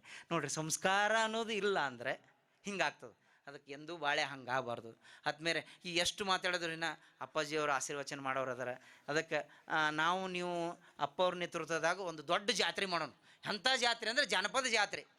ಎಲ್ಲರೂ ಜಾತ್ರೆ. ನಮ್ಮ ಎಲ್ಲ 12 ವರ್ಷದ ಹಬ್ಬಗಳು ಬರ್ತಾವೆ. ಏನು ಶಿವರಾತ್ರಿ ಬರ್ತದೆ, ನಾಗರ ಪಂಚಮಿ ಬರ್ತದೆ, ದಿವಳಿಗೆ ಬರ್ತದೆ, ಮೊಹರಂ ಬರ್ತಾವೆ. ನಮ್ಮ ಮುಸ್ಲಿಂ ಸಂಪ್ರದಾಯದ ಮೊಹರಂ ಅದ. ಇಸ್ಲಾಂ ಧರ್ಮದಲ್ಲಿ ಎಲ್ಲ ಹಬ್ಬದಾಗ ಏನೇನು ಊಟ ಮಾಡ್ತಾರಲ್ಲ ಅವೆಲ್ಲ ಒಂದೇ ದಿವಸ ಮಾಡಿಸೋದು. ಅಪ್ಪವ್ರು ಮಾಡಿಸಿದ್ರು ಜನಪದ ಹಬ್ಬಗಳು. ಎಲ್ಲ ವಾದ್ಯಗಳು ಕರೆಸಿ ಅವತ್ತು ಹಂತಿ ಅಂದ್ರೆ ನಪ್ಪ, ಗಣಪತಿ ನೀನು ಗಜಮುಖದವನು, ಇಲಿಯ ಮ್ಯಾಗಿನ ಸವಾರದವನು, ಪಾರ್ವತಿ ಬೆವರಿನಿಂದ ನೀನು ಹುಟ್ಟಿ ಬಂದವನು, ಪಾರ್ವತಿ ಬೆವರಿನಿಂದ ನೀನು ಹುಟ್ಟಿ ಬಂದೋ ಗಣಪತಿ ರಾಯ, 64 ವಿದ್ಯಕ ಅಧಿಕಾರಿಯಾಗಿ ಭೂಮಿಗೆ ಬಂದವನು. ಹುಬ್ಬಿ ಉತ್ರಿ ಜ್ವಾಳ ಬಿತ್ರಿ ನಾಡಿನಲ್ಲಿ ಬಸವಣ್ಣನ ಜಾತ್ರೆ, ಎಲ್ಲರೂ ಕೂಡಿ ಜಾತ್ರೆ ನೀವು ಮಾಡೋನು ಬರ್ರೆಂದು, ಎಲ್ಲರೂ ಕೂಡಿ ಹಬ್ಬವನ್ನು ಮಾಡೋನು ಬರ್ರೆಂದು, ಮಾಡೋನು ಬರ್ರೆಂದು. ಎಂಥ ಮಾತುಗಳ್ರಿ, ಹೆಜ್ಜಿಗೆ ಹೆಜ್ಜಿಗೆ ನೆನಪಾತಾವ. ಯಾಕಂದ್ರೆ ನಮ್ಮೂರ, ನಮ್ಮ ತಾಲೂಕ, ನಮ್ಮ ಜಿಲ್ಲಾನೇ ನಮಗೆ ಯೂನಿವರ್ಸಿಟಿ. ನಾವೆಲ್ಲಿ ಯೂನಿವರ್ಸಿಟಿಗೆ ಹೋಗೋಣ? ಹಾಂ, ನಮ್ಮ ಅಣ್ಣ ತಮ್ಮಂದರು ಹಿಂದಕ್ಕೆಲ್ಲ ಚೌಡಿಕಿ ಪದ ಇದ್ದು, ಹಂತಿ ಪದ ಇದ್ದು, ಗೊಂದಿಲ್ಗೆರ ಪದ. ಹತ್ತಿ ಸೊಸಿಗಿ ಜಗಳ ನಡದಿತ್ತು, ನಿತ್ತ ನೋಡತಿತ್ತು ಜನಲೋಕ, ನಿತ್ತ ನೋಡತಿತ್ತು ಜನಲೋಕ. ಅತ್ತಿ ಇದ್ದಳೋ ಜಗಳ ಗಂಟಿ, ಊರಿಗೆಲ್ಲ ಬಬ್ಬಾಟ, ಕೇರಿಗೆಲ್ಲ ಬಬ್ಬಾಟ. ಸೊಸಿ ಬಂದಳೋ ಎಂಟ ಪಟ್ಟ ಬಿತ್ತು ನೋಡ, ತಾಳ ಮೆಳಗಿನ ಮೆಲಕ, ತಾಳ ಮೇಲಿನ ಮೆಲಕ. ಎಂಥ ಮಾತುಕೊಳ್ರಿ. ಏನು ಮನವ ಸೂಸಲವ್ವ ಮಾತಂಗಿಗೆ, ಎಂಥ ಮನವ ಸೂಸಲವ್ವ ಸೀಲ್ವಂತಿಗೆ. ಕಂಡ ಕುಡುಸು ಗದಿಗ್ಯಾಗ ಗುಂಡ ಗಡುವ ಮಾಡಿದಾಳ, ಕೂಡಿ ಉಂಡೆ ನಂದಾರ ಕುಲದಾಗ ಮಾದರಾಕಿ. ಏನು ಮನವ ಸೂಸಲವ್ವ ಮಾತಂಗಿಗೆ, ಎಂಥ ಮನವ ಸೂಸಲವ್ವ ಸೀಲ್ವಂತಿಗೆ. ಏನು ಮನವ ಸೂಸಲವ್ವ ಮಾತಂಗಿಗೆ, ಎಂಥ ಮನವ ಸೂಸಲವ್ವ ಸೀಲ್ವಂತಿಗೆ. ನಾ ಹೇಳ್ಕೋತ ಹೊಂಟ್ರಂದ್ರೆ ಅವು ಹಾಗೆ ನೆನಪಾಕೋತ ಹೋತವ್ರಿ. ಇದು ಹೆಂಗಂದ್ರೆ ಕಾರ್ಯಾಳ ಹಿಂಡಿ ಮೊಸರು ಎಲ್ಲ ಮಿಕ್ಸ್ ಮಾಡಿ ರೊಟ್ಟಿ ಊಟ ಮಾಡ್ದಕ್ರಾಗ ಬುಟ್ಟ್ಯಾಗಿನ ರೊಟ್ಟಿ ಖಾಲಿಯಾಗಿದ್ದೇ ಗೊತ್ತಾಗಲ್ಲ ಆತ್ಮೀಯರೇ. ಹಂಗೆ ನಮ್ಮ ಜನಪದ ಹಂಗಿರೋದು. ಅದಕ್ಕೆ ಕೊನೆಯದಾಗಿ ಏನಂದ್ರೆ, ಬ್ಯಾಸರಾಗಿ ಗಂಡ ಮನೆಗೆ ಬರ್ತಾನೆ. ಗಂಡನ ಸುದ್ದಿ ಹೇಳಬೇಕಾದ್ರೆ ಆ ತಾಯಿ ಆದವಳು ಹೇಳ್ತಾಳೆ, ಜಾಣ ನನ್ನ ಮಗಳಿಗೆ ಯಾರನ್ನ ಕೊಡಲೇವ್ವ. ನನ್ನ ಮಗಳು ಜಾಣದಾಳ, ಜಾಣ ನನ್ನ ಮಗಳಿಗೆ ಯಾರನ್ನ ಕೊಡಲೇವ್ವ. ಕ್ವಾಟಿಯ ಮ್ಯಾಗೆ ಇರುವ ಗೊರವನಿಗೆ, ಕ್ವಾಟಿಯ ಮ್ಯಾಗೆ ಇರುವ ಗೊರವನಿಗೆ ಕೊಟ್ಟಾರ, ಕಸಬರಿಗೆ ಚಿಂತೆ ನನಗಿಲ್ಲ ಅಂತ. ಇದ್ರಾಗ ಎಷ್ಟದ್ರ ಇದು ಒಂದು ಎಕ್ಸ್ಪ್ಲೇನ್ ಮಾಡೋಕೆ ಒಂದು ದಿವಸ ಬೇಕು. ಏನೋ ಇದು ಒಂದು ಎಕ್ಸ್ಪ್ಲೇನ್ ಮಾಡೋಕೆ ಒಂದು ದಿವಸ ಬೇಕು. ಅದಕ್ಕೆ ಆತ್ಮೀಯರೇ, ಅದಕ್ಕೆ ಹೇಳ್ತಾಳೆ, ಇವೆಲ್ಲ ಹೆಣ್ಮಕ್ಳು ಕಲಿತ ಸಂಸ್ಕಾರಗಳು. ಅದಕ್ಕೆ ಮಾರಾಯ ಬೈದರ ಕಣ್ಣೀರ ಬಂದಿಲ್ಲ, ಮಾರಾಯ ಬೈದರ ಕಣ್ಣೀರ ಬಂದಿಲ್ಲ, ಮಾರಾಯರ ತಮ್ಮ ಮೈದೂನ ಬೈದರ ಮಾಡಿಲ್ಲದ ಮಳೆಯ ಸುರದಂಗ ಅಂತ. ಎಂಥ ಮಾತುಗಳು ನೋಡ್ರಿ, ಮಾಡಿಲ್ಲದೆ ಮಳೆ ಸುರದಂಗ. ಇವೆಲ್ಲ ನಮ್ಮ ಸಂಸ್ಕಾರದ ಆತ್ಮೀಯರೇ. ಗಂಡ ಹೊಲಕ್ಕೆ ಹೋಗಿರ್ತಾನೆ, ಹೆಣ್ತಿಗೆ ಹೋಗುವಾಗ ಹೇಳಿ ಹೋಗಿರ್ತಾನೆ, ಏನು ಇಲ್ಲ ನಾನು ಮಧ್ಯಾಹ್ನ ನ್ಯಾರಿ ಮಾಡಲ್ಲ, ಒಮ್ಮೆ ಮಧ್ಯಾಹ್ನ ಊಟಕ್ಕೆ ಬರ್ತೀನಿ, ಊಟಕ್ಕೆ ಬಂದ ಕೂಡಲೇ ನೀನು ಕೆಂಪು ಚಟ್ನಿ ರೊಟ್ಟಿ ಇದೆಲ್ಲ ಮಾಡು, ಇದು ಮಾಡಿ ಬಂದು ನಾವು ಊಟ ಮಾಡ್ತೀನಿ ಅಂತ ಹೇಳಿ ಹೋಗ್ಬಿಟ್ಟಿರ್ತಾರೆ. ಹೇಳಿ ಹೋದ ಕೂಡಲೇ ಬರೀ ತತ್ರಾಣ್ಣ ನೀರು ಕುಡಿದು ಮಾಡ್ತಾರೆ. ತತ್ರಾಣಿ ಅಂದ್ರೆ ಗೊತ್ತಲ್ಲ, ಅಣ್ಣಗಳಿಗೆಲ್ಲ ಗೊತ್ತು. ತತ್ರಾಣಿ ನೀರು ಕುಡಿದು ಬಂದಿರ್ತಾನೆ. ಆವಾಗ ಏನಾಗ್ತದೆ ಅಂದ್ರೆ ಹೇಳ್ತಾರೆ, ಬರೋದ್ರಾಗ ನಾ ಮುಂಜಾನೆ ಹೇಳಿ ಹೋಗಿದ್ನಲ್ಲ ಮಾಡಿ ಏನೋ ಅಂತ ಕೇಳ್ತಾರೆ. ನೆನಪಾರಿಬಿಟ್ಟಿರೋದು. ಯಾಕೆ ನಿನ್ನೆ ಸಂಜೆಗೆ ಪ್ರಸಾರ ಆಗಿದ್ದ ಧಾರಾವಾಹಿ ಹೊಳ್ಳಿ 10ರಿಂದ ಪ್ರಸಾರ ಆಗ್ತಿರ್ತವೆ, ರೀಪ್ರಸಾರ ಆಗ್ತಿರ್ತವೆ. ಆ ನೋಡೋ ಗದ್ದಲ್ದಾಗ ಮರೆತು ಬಿಟ್ಟಿರ್ತಾರೆ. ಆವಾಗ ಇಲ್ರಿ 2 ಮಿನಿಟ್ ಹಿಂಗೆ ಹೋಗೋಣ, ಸೀಟಿ ಹೊಡೆಸಿ ತಂದು ಊಟಕ್ಕೆ ಬಡಿಸ್ತೀನಿ ಅಂತ ಹೇಳ್ತಾರೆ. ಕೇಳಲ್ಲ. ಗಂಡು ಸಿಟ್ಟಿಗೆ ಇರ್ತಾನೆ, ಸಿಟ್ಟಿಗೆದ್ದು ಮನೆ ಬಿಟ್ಟು ಹೋಗ್ಬಿಡ್ತಾನೆ. ಆ ಮನೆ ಬಿಟ್ಟು ಹೋದ ಅಂದ್ರೆ ಆ ಕಳ್ಳ ಹೆಂಗೆ ಇರ್ತದೆ ಹೆಂಡತಿ ಅನ್ನೋದು, ಅಡುಗೆ ಎಲ್ಲ ಮಾಡಿ ಬಾಗಿಲಿಗೆ ಕೂತಿರ್ತಾಳೆ, ಮಾಡೆಲ್ಲ ಇರ್ತದೆ, ಏನು ಗಾಳಿ ಬೀಸ್ತಿರ್ತದೆ. ಸಂದರ್ಭ ನೋಡೋರು. ಹೊತ್ತ ಮುಳಗೀತವ್ವ ಕತ್ತಲಾಯಿತವ್ವ, ಇತ್ತ ಬರದ ನನ್ನ ರಾಯ ಎತ್ತ ಹೋದನವ್ವ. ಹೊತ್ತ ಮುಳಗೀತವ್ವ ಕತ್ತಲಾಯಿತವ್ವ, ಮಠ ಮಠ ಮಧ್ಯಾಹ್ನದಾಗ ಒಟ ಒಟ ಬೈದಾನವ್ವ. ಮಠ ಮಠ ಮಧ್ಯಾಹ್ನದಾಗ ಒಟ ಒಟ ಬೈದಾನವ್ವ. ಕೆಂಪ ಚಟ್ನಿ ಕುಟ್ಟಿಲ್ಲಂತ ಕೆಂಪ ಮಾರಿ ಮಾಡ್ಯಾನವ್ವ. ಕೆಂಪ ಚಟ್ನಿ ಕುಟ್ಟಿಲ್ಲಂತ ಕೆಂಪ ಮಾರಿ ಮಾಡ್ಯಾನವ್ವ. ಕೆಂಪ ಮಾರಿ ಮಾಡ್ಯಾನವ್ವ. ಹೊತ್ತ ಮುಳಗೀತವ್ವ ಕತ್ತಲಾಯಿತವ್ವ. ಕೈಯ ರೊಟ್ಟಿ ತಟ್ಟಿ ಇಟ್ಟೆ, ಕೆಂಪ ಚಟ್ನಿ ಕುಟ್ಟಿ ಇಟ್ಟೆ, ಹಾಲು ಹೆಪ್ಪು ಹಾಕಿ ಇಟ್ಟೆ, ದಾರಿ ಮ್ಯಾಗ ಮನಸ ಇಟ್ಟೆ, ದಾರಿ ಮ್ಯಾಗ ಮನಸ ಇಟ್ಟೆ. ಹೊತ್ತ ಮುಳಗೀತವ್ವ ಕತ್ತಲಾಯಿತವ್ವ. ಮಾಡ ಹ್ಯಾಂಗ ಬೀಸತೈತಿ, ಗಾಳಿ ಹ್ಯಾಂಗ ಬೀಸತೈತಿ, ಮಾಡ ಹ್ಯಾಂಗ ಹಾಕತೈತಿ, ಸಿಡಿಲ ಹ್ಯಾಂಗ ಸಿಡಿಯಾತೈತಿ, ಎದಿಯ ಒಳಗ ನಡಗಾತೈತಿ, ಎದಿಯ ಒಳಗ ನಡಗಾತೈತಿ. ಹೊತ್ತ ಮುಳಗೀತವ್ವ ಕತ್ತಲಾಯಿತವ್ವ. ಮಳೆ ರಾಯ ನಿಲ್ಲೋಯಪ್ಪ ನನ್ನ ರಾಯ ಬರ್ತಾನಪ್ಪ, ನನ್ನ ಮೊರೆಯ ಕೇಳಪ್ಪ ಹೆಣ್ಣು ಜನ್ಮ ಸಾಕೋಯಪ್ಪ, ಹೆಣ್ಣು ಜನ್ಮ ಸಾಕೋಯಪ್ಪ. ಹೊತ್ತ ಮುಳುಗಿತವ್ವ ಕತ್ತಲಾಯಿತವ್ವ. ಶಿವ ನಿನ್ನ ಮ್ಯಾಲ ಇಟ್ಟ ವಿಶ್ವಾಸ ಕಳ್ಕೋಬ್ಯಾಡ, ಮಾರಾಯ ಮನಿಗೆ ಬರಲಿ ಮರು ದಿವಸ ಒಡಿತೀನಿ ಕಾಯ, ಮರುದಿನ ಒಡಿತೀನಿ ಕಾಯ. ಹೊತ್ತ ಮುಳುಗಿತವ್ವ ಕತ್ತಲಾಯಿತವ್ವ, ಹೊತ್ತ ಮುಳುಗಿತವ್ವ ಕತ್ತಲಾಯಿತವ್ವ, ಕತ್ತಲಾಯಿತವ್ವ, ಕತ್ತಲಾಯಿ. ಆದ್ಮೇಲೆ ನಾ ಹೇಳಿದ್ದೀನಿ ಮತ್ತೊಮ್ಮೆ ಜನಪದ ಜಾತ್ರೆ. ನಾ ಇವತ್ತೇನು ಹೇಳಿನಿ ಎಲ್ಲ ಬರೀ ಟ್ರೈಲರ್ ಅದಾವ ಅಭಿ ಪಿಕ್ಚರ. ಬಾಕಿ ಮುಂದಿನ ದಿನಮಾನಗಳಲ್ಲಿ ನೀವು ಎಲ್ಲ ಕೂಡಿ ಜನಪದ ಸೇವೆ ಮಾಡೋಣ. ಅಪ್ಪಾಜಿಯವರು ಹಾಗೆ ಕೂತಾರ, ಅವರು ಮಾತಾಡ್ಬೇಕು, ಅವ್ರ ಆಶೀರ್ವಚನ ಆಗ್ಬೇಕು. ಅದಕ್ಕೆ ಇವತ್ತು ಟೈಮ್ ಸಂಡೇ ಅದ, ಅದಕ್ಕೆ ಸ್ವಲ್ಪ ಜಾಸ್ತಿ ತೊಗೊಂಡಿದ್ದೆವು. ತಮ್ಮಲ್ಲಿ ಕ್ಷಮೆ ಇರಲಿ. ಆದರೂ ಕೂಡ ಈಗ ಅಲ್ಲಿದಿಂದ ಇಲ್ಲಿಗೆ ಬಂದೀನಿ. ಯಾಕೆ ಇವ ಹಿಂಗೆ ಅದ ಇನ್ಸ್ಪೆಕ್ಟರ್, ಇವ ಡಿಫ್ರೆಂಟ್ ಅದಾನಲ್ಲ ಅಂತೇಳಿ ಎಲ್ಲರೂ ಹತ್ತಿರ್ಬೇಕು. ನೌಕರಿ ಯಾವ ಮಾಡ್ತಾನೆ, ನೀವೆಲ್ಲ ಯಾವ ಮಾಡ್ತಾರೆ? ಭಾಳ ಮಂದಿ ಕೇಳ್ಯಾರ ನನಗೆ, ನಿಮ್ಮ ನೌಕರಿ ಯಾವ ಮಾಡ್ತೀರಿ? ಇವೆಲ್ಲ ಮಾಡ್ಲಿಕ್ಕೆ ಏನು ನೌಕರಿ ಬಿಟ್ಟು ಮಾಡ್ಬೇಕಂತ ಏನಿಲ್ಲ. ನಮ್ಮೂರೇ ನಮ್ಗೆ ಯೂನಿವರ್ಸಿಟಿ ಅಂತ ನಾ ಏನು ಹೇಳಿದ್ದೀನಿಲ್ಲ. ನಮ್ಮೂರಿಂದ ನಾನು ಎಲ್ಲ ಕಲ್ತಿದ್ದು ಆತ್ಮೀಯರು. ನನ್ನ ಬೆನಕನಳ್ಳಿ ನನಗೆ ಯೂನಿವರ್ಸಿಟಿ, ನನ್ನ ಹರಳೆನಟ್ಟಿನೇ ನನಗೆ ಯೂನಿವರ್ಸಿಟಿ, ನಮ್ಮ ಇಂಡಿ ಬಿಜಾಪುರ ಎಲ್ಲ ನನಗೆ ಯೂನಿವರ್ಸಿಟಿ ಆಗ್ಯಾದ. ಅದಕ್ಕಾಗಿ ಒಬ್ಬ ಪೊಲೀಸ್ ಅಧಿಕಾರಿಗಳಿಗೆ ಅಷ್ಟೆಲ್ಲ ಕೊಡ್ತಾರೆ. ಅಷ್ಟೇ ಬಿಟ್ಟಿಲ್ಲ, ಜನಪದ ಹೆಂಗೆ ತೊಗೊಂಡಿನಿ ಅಂದ್ರೆ, ನನ್ನ ಹೆಂಡ್ತಿಗೆ ಮೊದಲು ಡಾನ್ಸ್ ಮಾಡ್ತೀಳು, ಅದು ಡಾನ್ಸ್ ಬೇಡ ಹಾಡು ಹಾಡೋಣತ್ತೆ, ಜನಪದ ಹಾಡು ಹಾಡ್ಸ್ಲಿಕ್ಕೆ ಶುರು. ನನ್ನ ಹೆಂಡ್ತಿಗೆ ಹಾಡ ಕಲಿಸ್ದೆ. ನನ್ನ ಮಕ್ಕಳಿಗೆ ಏನು ಮಾಡಿದೆ, ಮಕ್ಕಳು ಹಾಡ್ಬೇಕಂತೇಳಿ ಗಾಯನ ಸ್ವರ ಗಂಧರ್ವ, ನನ್ನ 3 ಮಕ್ಕಳು ಗಾಯನ ಸ್ವರ ಗಂಧರ್ವ, 3 ಜನ ಮಕ್ಕಳು, 3 ಜನರು ಹಾಡ್ತಾರೆ. ನಾವೆಲ್ಲರೂ ಕೂಡಿ ಅಟ್ಟೆ ಬಿಟ್ಟಿಲ್ಲ, 5 ಪುಸ್ತಕಗಳು ಬರೆದಿದ್ದೆವು. 5 ಪುಸ್ತಕ ಬರೆದಿದ್ದೆವು. ರಿಯಾಯಿತಿ ದರದಲ್ಲಿ ನಿಮ್ಮ ಪುಸ್ತಕಗಳು ಸಿಗ್ತಾವೆ. ನಾ ಇವತ್ತೇನು ಮಾತಾಡೇನಲ್ಲ ಎಲ್ಲ ಪುಸ್ತಕದಾಗ ಅದಾವೆ. ಎಲ್ಲ ಪುಸ್ತಕ ಹೆಚ್ಚಿನ ವಿವರಗಳಿಗೆ ಬೇಕಾದ್ರೆ ಪುಸ್ತಕಗಳು ತೊಗೊಳ್ರಿ. ಭಾಳ ರಿಯಾಯಿತಿ ದರದಲ್ಲಿ ನೆಗ್ಲಿಜಿಬಲ್ ಅಮೌಂಟ್ದಾಗ ಕೊಡ್ಲಾತಿದ್ದೆವು. ಮತ್ತು ಯಾರಿಗೆ ಇಲ್ಲಂದ್ರೂ ಉದ್ರಿ ಕೊಡಲ್ಲ, ಆಮೇಲೆ ರೊಕ್ಕ ಕೂತು. ಅದಕ್ಕಾಗಿ ತೊಗೊಂಡವ್ರಿ ಎಲ್ಲ ಪುಸ್ತಕಗಳು ತೊಗೊಂಡವ್ರಿ. ನಂದೊಂದು ಲಿಂಕ್ ಇದೆ, ಏನಂದ್ರೆ ಹೊನಕಟ್ಟಿ ಸಾಂಗ್ಸ್ ಅಂತ ಹೊಡೆದ್ರೆ ಸಾಕು. ಹೊನಕಟ್ಟಿ ಸಾಂಗ್ಸ್ ಅಂತ ಹೇಳಿ ಯೂಟ್ಯೂಬ್ದಾಗ ಹೊಡೆದ್ರೆ ನೀವು ಏನು ಕೇಳ್ಬೇಕಾದಲ್ಲ, ಇಂಡಿ ತಾಲೂಕಿನ ಭಾಷೆ ಎಲ್ಲದ್ರಾಗ ಹಾಡಿದ್ದೀನಿ. ದೇಶ ವಿದೇಶಗಳಲ್ಲಿ ತಿರುಗಾಡಿ ಬಂದಿದ್ದು ಹಾಡುಗಳದ್ರಲ್ಲಿ ಅದಾವ. ನಾನು ನನ್ನ ಹೆಂಡ್ತಿ ಹಾಡಿದ್ದದಾವ. ಎಲ್ಲರೂ ಅಪ್ಪಾಜಿಯವರು ಜೋಡಿ ಕೂತ್ ಹಾಡಿದ್ದ ಹಾಡುಗಳು ಭಾಳ ಅದಾವೆ. ಈಗ ಹಾಡಿದ್ನಲ್ಲ ಲಾಸ್ಟ್ ಹಾಡ, ಬೆಳಗಾಂದಾಗ ಇದ್ದಕ್ರಾಗ ಅಪ್ಪಾಜಿಯವ್ರು ನಿಪ್ಪಾಣಿ ಒಳಗೆ ಪ್ರವಾಸ ನಡೆದಿತ್ತು. ನಾನು ಹೋಗಿದ್ದೆ. ಹೋದಕ್ರಾಗ ಅಧಿಕಾರಿ ಬಂದರೆ ಹಾಡ್ತಾರಂತೇಳಿ ಹಾಡ್ಸ್ಲಿಕ್ಕತ್ರು. ಎಲ್ಲರೂ ಕೇಳಿದ್ರು, ಹಾಡು ಮುಗೀತು. ಅದ್ರಾಗ ಒಬ್ಬ ಎದ್ನಿತ್ತು ಏನಂದ, ಅಪ್ಪಾಜಿ ಇದು ಸಾಹೇಬರು ಒಂದು ತಪ್ಪು ಹಾಡ್ಯಾರ್ರಿ ಇದ್ರಾಗ. ಏನು ಹಾಡ್ಯಾರ? ಹೆಣ್ಣು ಜನ್ಮ ಸಾಕು ಅಂತ ಹಾಡ್ಯಾರ. ಹೌದಾ? ಮತ್ತು ಈಗ ಹಾಡ್ಯಾರ ಏನು ಮಾಡೋದು ಅಂತ?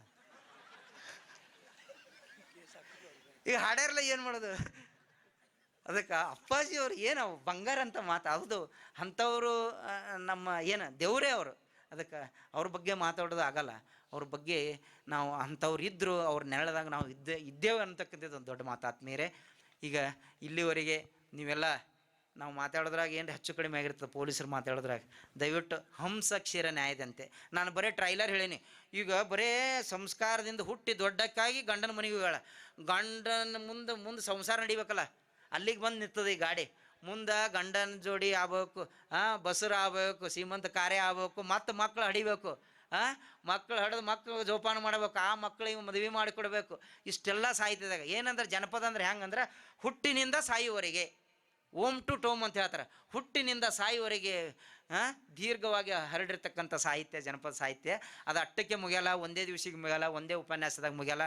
ನಾವೆಲ್ಲರೂ ಜನಪದ ಜಾತ್ರೆ ಮಾಡೋಣ, ಅದಕ್ಕೆ ಅಪ್ಪವ್ರು ಕರ್ಕೊಂಡು ಎಲ್ಲ ಜಾತ್ರೆ ಮಾಡೋಣ, ಎಲ್ಲರೂ ಎಲ್ಲ ಹಬ್ಬದ ಊಟ ಮಾಡೋಣ ಅಂತ ಹೇಳುತ್ತಾ ನನಗೆ ಅವಕಾಶ ಕೊಟ್ಟು ಇಲ್ಲಿವರೆಗೆ ಕರೆಸಿ ನನ್ನ ಮಾತು ನೀವು ಕೇಳಿರಿ. ನಿಮ್ಮ ಇಂಡಿ ಗ್ರಾಮದ ಎಲ್ಲ ಜನತೆಗೆ ನಾನು ದೀರ್ಘದಂಡ ನಮಸ್ಕಾರವನ್ನು ಹೇಳುತ್ತೆ.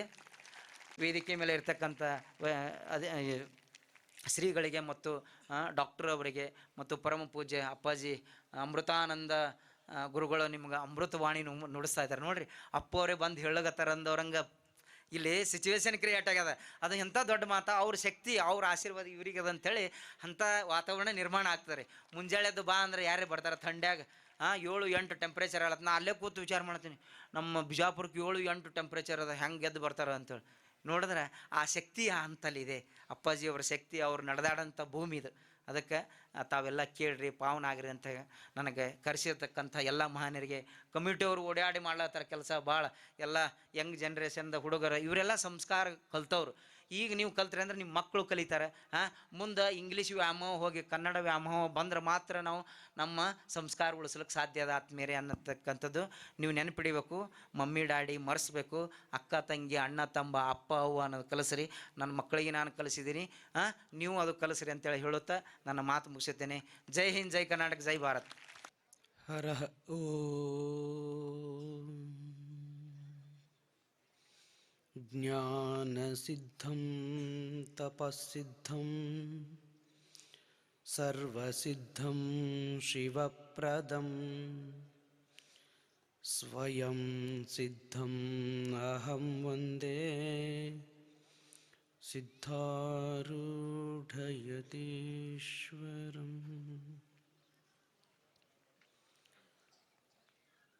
ಶ್ರೀಮತ್ ಸದ್ಗುರು ಸಿದ್ಧಾರೂಢರ ಚರಣಸ್ಮರಣೆಯನ್ನು ಮಾಡಿ ಸುಜ್ಞಾನ ಭಾಸ್ಕರ ನಮ್ಮೆಲ್ಲರ ಬಾಳಿಗೆ ಬೆಳಕಾಗಿರುವಂಥ ಪೂಜ್ಯಪಾದರಾದ ಜ್ಞಾನಯೋಗಿ ಸಿದ್ದೇಶ್ವರಪ್ಪಂಗಳವರ ಶ್ರೀಚರಣಗಳಲ್ಲಿ ಶಿರಸಾಷ್ಟಾಂಗ ಪ್ರಣಾಮದರ್ಪಣೆಯನ್ನು ಮಾಡಿ ಬಸವಾದಿ ಶರಣರನ್ನೇ ಮೊದಲು ಮಾಡಿಕೊಂಡು ಎಲ್ಲ ದಾರ್ಶನಿಕರ ಶ್ರೀಚರಣಗಳಿಗೆರಗಿ ತಮ್ಮೆಲ್ಲರಿಗೂ ತಮ್ಮ ಅಪರೂಪದ ಶ್ರೀವಾಣಿಯನ್ನು ಸುಮಾರು 15 ದಿನಗಳ ಕಾಲ ಅಮೃತ ಸದೃಶವಾದಂಥ ವಚನಗಳನ್ನು ಬಿತ್ತರಿಸುತ್ತಿರುವಂಥ ಪೂಜ್ಯಪಾದರು, ಅನುಭಾವಿಗಳು, ಅಂತಾರಾಷ್ಟ್ರೀಯ ಯೋಗಾಚಾರ್ಯರು ಆಗಿರುವಂಥ ಆತ್ಮೀಯರಾದ ಪೂಜ್ಯ ಅಮೃತಾನಂದಪ್ಪಂಗಳ ಶ್ರೀಚರಣಗಳಿಗೂ ಅನಂತ ಪ್ರಣಾಮಗಳನ್ನು ಸಲ್ಲಿಸಿ, ಜೊತೆಗೆ ಸಭಾ ನಿರ್ವಹಣೆಯನ್ನು ಮಾಡುತ್ತಿರುವಂಥ ಪೂಜ್ಯ ಬಸವಾನಂದ ಮಹಾಸ್ವಾಮಿಗಳಲ್ಲಿಯೂ, ಗಣೇಶಲಿಂಗಪ್ಪಂಗಳಲ್ಲಿಯೂ, ಇನ್ನೋರ್ವ ಪೂಜ್ಯರಲ್ಲಿಯೂ ಪ್ರಣಾಮಗಳನ್ನು ಸಲ್ಲಿಸಿ, ವೇದಿಕೆಯ ಮೇಲೆ ಆಸೀನರಾಗಿ ಪ್ರಥಮದಲ್ಲಿ ತಮ್ಮೆಲ್ಲರಿಗೂ ಆರೋಗ್ಯದ ಐಶ್ವರ್ಯದ ಅರಿವನ್ನು ನೀಡಿರುವಂಥ ವಿಜಯಪುರದ ವೈದ್ಯಾಧಿಕಾರಿಗಳಲ್ಲಿಯೂ ಅನಂತ ಶರಣುಗಳನ್ನು ಸಮರ್ಪಿಸಿ, ಇದು ಪರ್ಯಂತರ ಯಾರೂ ನಂಬಂಗಿಲ್ಲ, ಬಹುತೇಕ ಅವರು PSI ಅದಾರ ಅಥವಾ CPI ಅದಾರ, ಪೊಲೀಸರು ಅದಾರ. ಪೊಲೀಸರ ಭಾಷೆ ಅವು ಬೇರೆ ಇರ್ತಾವೆ, ನಿಮಗೆ ಗೊತ್ತದ. ಪೊಲೀಸರಂತ ಹೇಳಿದ್ರು ಬಂದು ಕೂಡಲೇ ಬಿಸುಕಲ್ಲ ಹಿಡಿದ್ರು ಅವರು. ಲಾಠಿ ಹಿಡಿಬೇಕು ಪೊಲೀಸರಂದ್ರೆ. ಜನಪದ ಸೊಗಡಿನ ಅದ್ಭುತವಾಗಿರುವಂಥ ಅನಂತ ಗೀತೆಗಳನ್ನು ಮುಖಾಂತರ ಬದುಕನ್ನು, ಭಾರತೀಯರ ಬದುಕನ್ನು ವ್ಯಕ್ತ ಮಾಡಿರುವಂಥ ಹೊನಕಟ್ಟಿ ಸರ್ ಅವರಲ್ಲಿಯೂ ಹಾಗೂ ಸಮಿತಿಯ ಎಲ್ಲ ಪದಾಧಿಕಾರಿಗಳಲ್ಲಿಯೂ ತಮ್ಮೆಲ್ಲರಲ್ಲಿಯೂ ಅನಂತ ಶರಣಾರ್ಥಿಗಳು. ಪೂಜ್ಯ ಅಮೃತಾನಂದಪ್ಪಂಗಳು ಇಲ್ಲಿ ಇಂಡಿಯೊಳಗೆ, ಬಹುತೇಕ ಇಂಡಿಯೊಳಗೆ ಅನ್ನೋದಕ್ಕಿಂತ ಥಂಡಿಯೊಳಗೆ ಅಂದ್ರೆ ಚಲೋ ಇರ್ತದೆ.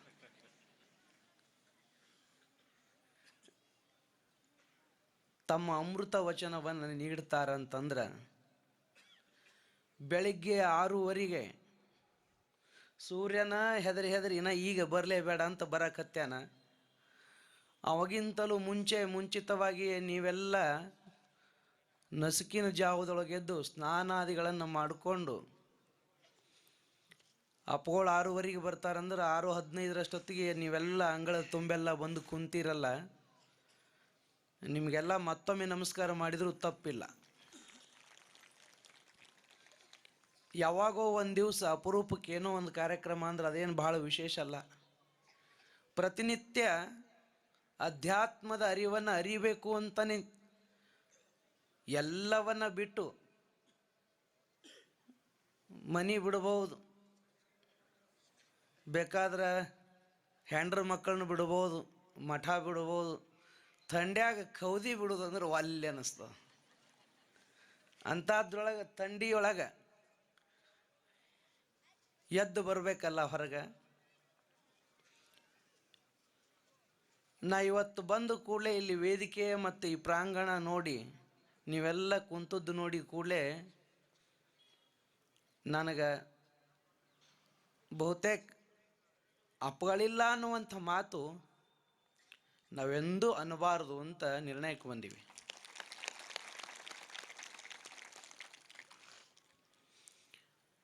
ಈ ರೀತಿ ಭಾರತದ ಇತಿಹಾಸದೊಳಗೆ ಬೆಳಗ್ಗೆ 6 ಗಂಟೆಗೆ 6:30 ಗಂಟೆಗೆ ಒಬ್ಬ ಸನ್ಯಾಸಿ ಒಬ್ಬ ಸಂತ ಸುಮ್ಮನೆ ಒಂದು ಬಯಲಿನೊಳಗೆ ಅಂಗಳದೊಳಗೆ ಬಂದು ಕೂತ್ರೆ ಅವ್ರ ಮಾತುಗಳನ್ನು ಕೇಳಬೇಕು ಅಂತ ತಿಳ್ಕೊಂಡು ಸಾವಿರ ಜನ ಸೇರಿದ್ದು ಇಡೀ ಭಾರತದ ಇತಿಹಾಸದೊಳಗೆ ಎಲ್ಲಿಯಾದರೂ ಇದ್ರೆ ಅದು ಪರಮ ಪೂಜ್ಯ ಸಿದ್ದೇಶ್ವರ ಅಪ್ಪಗಳ ಪ್ರಾಂಗಣದೊಳಗೆ.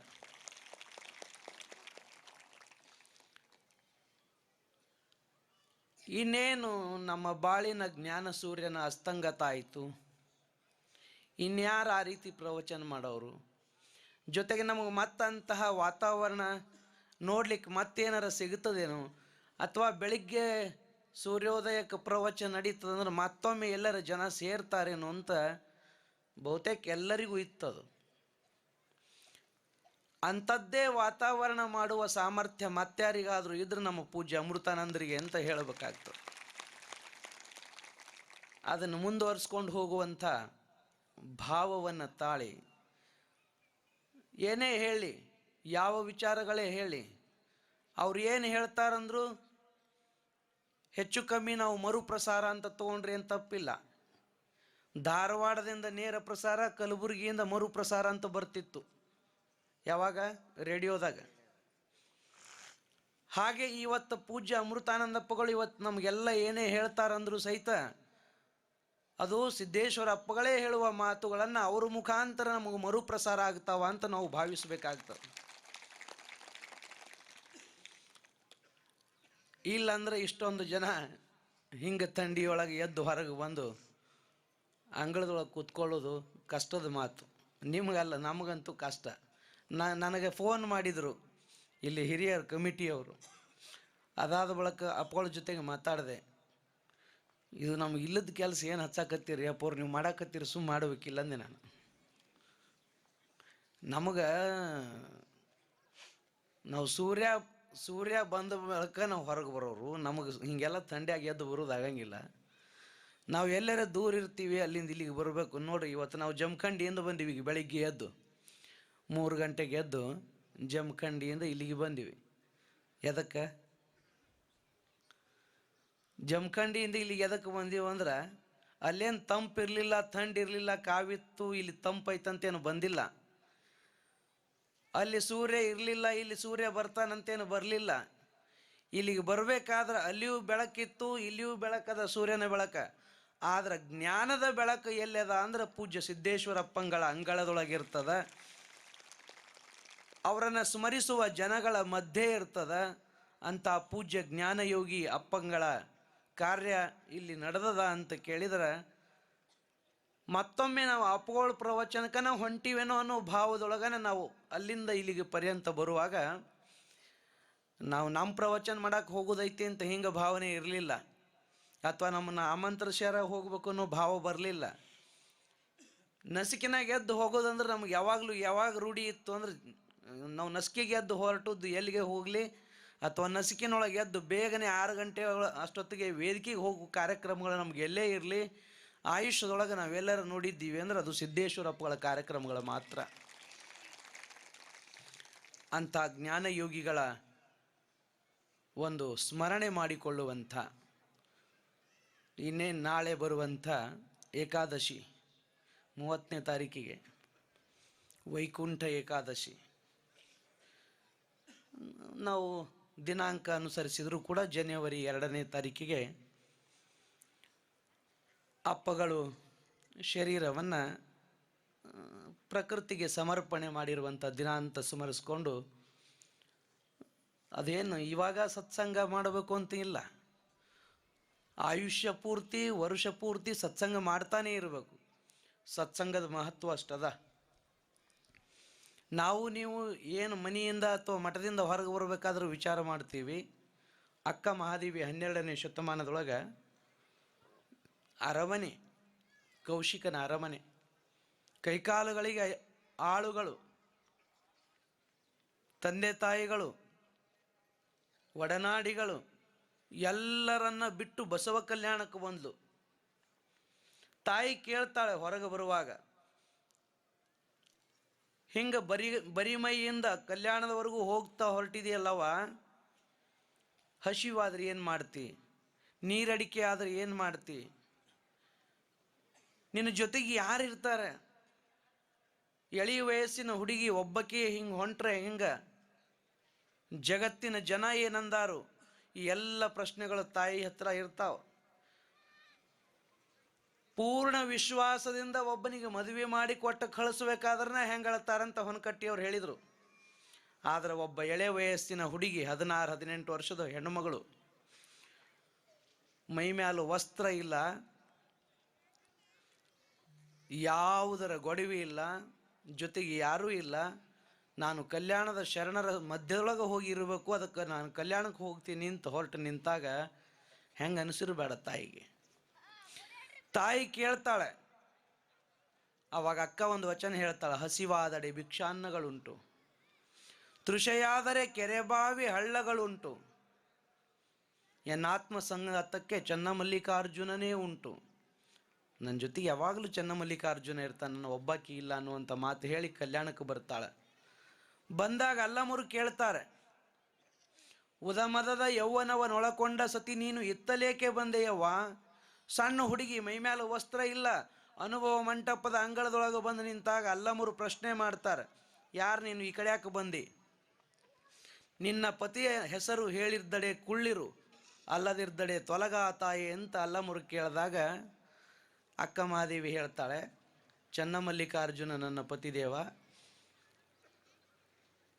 ವಸ್ತ್ರ ಇಲ್ಲದೆ ಬಂದಿಯಲ್ಲ, ಹಿಂಗ್ಯಾಕೆ ಬಂದಿದಿ ತಲೆ ಕೆಟ್ಟವ್ರಂಗ, ಇಲ್ಲಿಗೆ ಯಾಕೆ ಬಂದಿ, ನೀ ಎಲ್ಲಿಂದ ಬಂದಿ ಅಂತ ಕೇಳಿದ್ರೆ, ಇಷ್ಟೆಲ್ಲ ಕಷ್ಟಪಟ್ಟು ಯಾಕೆ ಬಂದ ಉದ್ದೇಶ ಏನು ಅಂತ ಕೇಳಿದಾಗ ಅಕ್ಕ ಹೇಳ್ತಾಳೆ, ಆಡುವುದು, ಪಾಡುವುದು, ಹೇಳುವುದು, ಕೇಳುವುದು, ಸರಸ ಸಮ್ಮೇಳನವಾಗಿ ಪುದಯ ನಿಮ್ಮ ಶರಣರೊಡನೆ. ಚನ್ನಮಲ್ಲಿಕಾರ್ಜುನ, ನೀ ಕೊಟ್ಟ ಆಯುಷ್ಯವುಳ್ಳ ನಕ್ಕರ ಲಿಂಗ ಸುಖಿಗಳ ಸಂಘದಲ್ಲಿ ದಿನಗಳ ಕಳೆವೆ. ಹೇ ಪರಮಾತ್ಮ, ಆಯುಷ್ಯ ಎಷ್ಟು ಅಂತ ನಮಗೆ ಗೊತ್ತಿಲ್ಲ, ಇಲ್ಲಿ ಯಾರ ಗೊತ್ತೈತೇನೆ ಯಾರಿಗೆ ಎಷ್ಟೈತೆ ಅಂಥೇಳಿ? ಎಷ್ಟನೇ ಇಸ್ವ್ಯಾಗ ಹುಟ್ಟಿರಿ ಅಂತ ಡೇಟ್ ಆಫ್ ಬರ್ತ್ ಹೇಳ್ಬೋದು ಹೊರತಾಗಿ, ಭಾಳ ಆದ್ರೆ ಜನ್ಮ ಕುಂಡಲಿಯೊಳಗೆ ನಮಗೆ 100 ವರ್ಷ ಅಂತ ಹೇಳ್ಯಾರ್ರಿ, ನಮಗೆ 80 ವರ್ಷ ಅಂತ ಹೇಳ್ಯಾರ್ರಿ ಅಂತ ನೀವು ನಮ್ಮ ಆಯುಷ್ಯ ಇಷ್ಟು ಹೇಳ್ಯಾರ್ರಿ ಅಂತ ಹೇಳ್ಬೋದು ಹೊರತಾಗಿ, ಸರ್ಟಿಫಿಕೇಟ್ ಏನರ ಐತೇನು? Guarantee certificate. ಏನೋ ಒಂದು ವಸ್ತು ತರ್ರಿ ನೀವು ಮಾರ್ಕೆಟಿಂದ, ವಾರಂಟಿ ಕಾರ್ಡ್, ಗ್ಯಾರಂಟಿ ಕಾರ್ಡ್ ಕೊಡ್ತಾರೆ. ಆದರೆ ಇದೊಂದು ಶರೀರವನ್ನು ಪರಮಾತ್ಮ ಕೊಟ್ಟಾನಲ್ಲ, ಇದಕ್ಕೇನಾರೇ ಇಷ್ಟು ವರ್ಷ ಅಂತ ಗ್ಯಾರಂಟಿ ಕಾರ್ಡ್ ಕೊಟ್ಟು ಕಳಿಸ್ಯಾನೇನಿಲ್ಲ. Birth is a guarantee for death ಅಂತ ಬರೆದು ಕೊಟ್ಟ, ಅದಕ್ಕೆ ಗ್ಯಾರಂಟಿ ಕಾರ್ಡ್ ಇರೋದು ಅದು ಒಂದೇ. ಹುಟ್ಟಿದ್ದು ಎದಕ್ಕಂದ್ರೆ ಒಂದು ದಿವಸ ಗ್ಯಾರಂಟಿ, ಮತ್ತು ಸುಮ್ಮಲ್ಲ. ಇವ ಏನೇನು ಮಾಡ್ತಾನೆ ಯಾವುದಕ್ಕೂ ಗ್ಯಾರಂಟಿ ಇಲ್ಲ. ಸಾಲಿ ಕಲಿತಾನೆ ಇಲ್ಲ ಗೊತ್ತಿಲ್ಲ, ಮದುವೆ ಆಗ್ತಾನೆ ಇಲ್ಲ ಗೊತ್ತಿಲ್ಲ, ನೌಕರಿ ಮಾಡ್ತಾನೆ ಇಲ್ಲ ಗೊತ್ತಿಲ್ಲ, ಮುದುಕಾಗ್ತಾನೆ ಇಲ್ಲ ಗೊತ್ತಿಲ್ಲ, ಸಾಯೋದು ಮಾತ್ರ ಪಕ್ಕಾ ಗ್ಯಾರಂಟಿ, ಅದ್ರಾಗೇನು ಸಂಶಯ ಇಲ್ಲ. ಅದಕ್ಕನೇ ಬಸವಣ್ಣವ್ರು ಹೇಳಿದರು, ಮನುಷ್ಯ ಜನ್ಮ ಸುಮ್ಮನೆ ವ್ಯರ್ಥ ಕೆಡಿಸ್ಲಿಕ್ಕೆ ಬಂದುದಲ್ಲಪ್ಪ, ಇಷ್ಟೆಲ್ಲ ಕೊಟ್ಟಿರುವ ಪರಮಾತ್ಮನಿಗೆ ಒಂದಿಷ್ಟು ಏನಾದರೂ ನಾವು ಪ್ರಾರ್ಥನಾ ಮೂಲಕ ಧನ್ಯವಾದಗಳನ್ನು ಅರ್ಪಿಸಬೇಕಾಗ್ತದೆ, ಆತನಿಗೆ ಪೂಜಿಸಬೇಕಾಗ್ತದೆ. ಆ ಕಾರಣಕ್ಕೆ ನಾವು ಒಂದಿಷ್ಟು ಏನಾದರೂ ಮಾಡಬೇಕಾಗ್ತದೆ. ನೆರೆ ಕೆನ್ನೆಗೆ ತೆರೆಗಲ್ಲಕ್ಕೆ ಶರೀರಗೂಡು ಹೋಗದ ಮುನ್ನ, ಹಲ್ಲು ಹೋಗಿ ಬೆನ್ನ ಬಾಗಿ ಕಾಲ ಮೇಲೆ ಕೈಯ ನೂರಿ ಕೋಲ ಹಿಡಿಯದ ಮುನ್ನ, ಮುಪ್ಪಿಂದೊಪ್ಪ ಒಳಿಯದ ಮುನ್ನ, ಮೃತ್ಯು ಮುಟ್ಟದ ಮುನ್ನ ಪೂಜಿಸು ಕೂಡಲ ಸಂಗಮ ದೇವನ. ಆ ವಚನ ಹೇಳ್ತಾ, ಒಂದು ದಿವಸ ಮುದುಕಾಗ್ತೀಯಪ್ಪ, ಮುಪ್ಪಾಗ್ತಿ, ಏನು ಹಿಂಗೆ ಇರ್ತೀರಿ ಫ್ರಿಜ್ನಾಗಿಟ್ಟು ಹಣ್ಣಿದ್ದಂಗೆ, ಇಂಜೆಕ್ಷನ್ ಬಂದಾವಂತ, ಅವು ಮಾಡಿಸ್ಕೊಂಡ್ರೆ ಮುದುಕಾಗಂಗಿಲ್ಲ ಅಂತ. ಮ್ಯಾಲ ಇದ್ದ ಶರೀರ ಇದ್ದಂಗೆ ಇರ್ತದೆ, ಒಳಗೆಲ್ಲ ಕೆಟ್ಕೊತ ಹೋಗ್ತದೆ. ನೀವೇನು ಮೇಕಪ್ ಮಾಡಿಕೊಂಡ್ರು ಈ ಮುಪ್ಪಾವಸ್ಥೆ ತಪ್ಪಂಗಿಲ್ಲ. ಕೂದಲ ಕರ್ರಗೆ ಕಾಣಬೇಕು, ನಾವಿನ್ನೂ ಸಣ್ಣವ್ರು ಕಾಣ್ಬೇಕಂತ ಅದು ಡೈ ಮಾಡ್ತಾರೆ. ಹಿಂಗೆ 4 ದಿವಸ ಹೋಗಿರಂಗಿಲ್ಲ, ಮತ್ತೆ ಬೆಳ್ಳಗೆ ಕೆಳಗೆ ಬಂದೇ ಇರ್ತಾವೆ.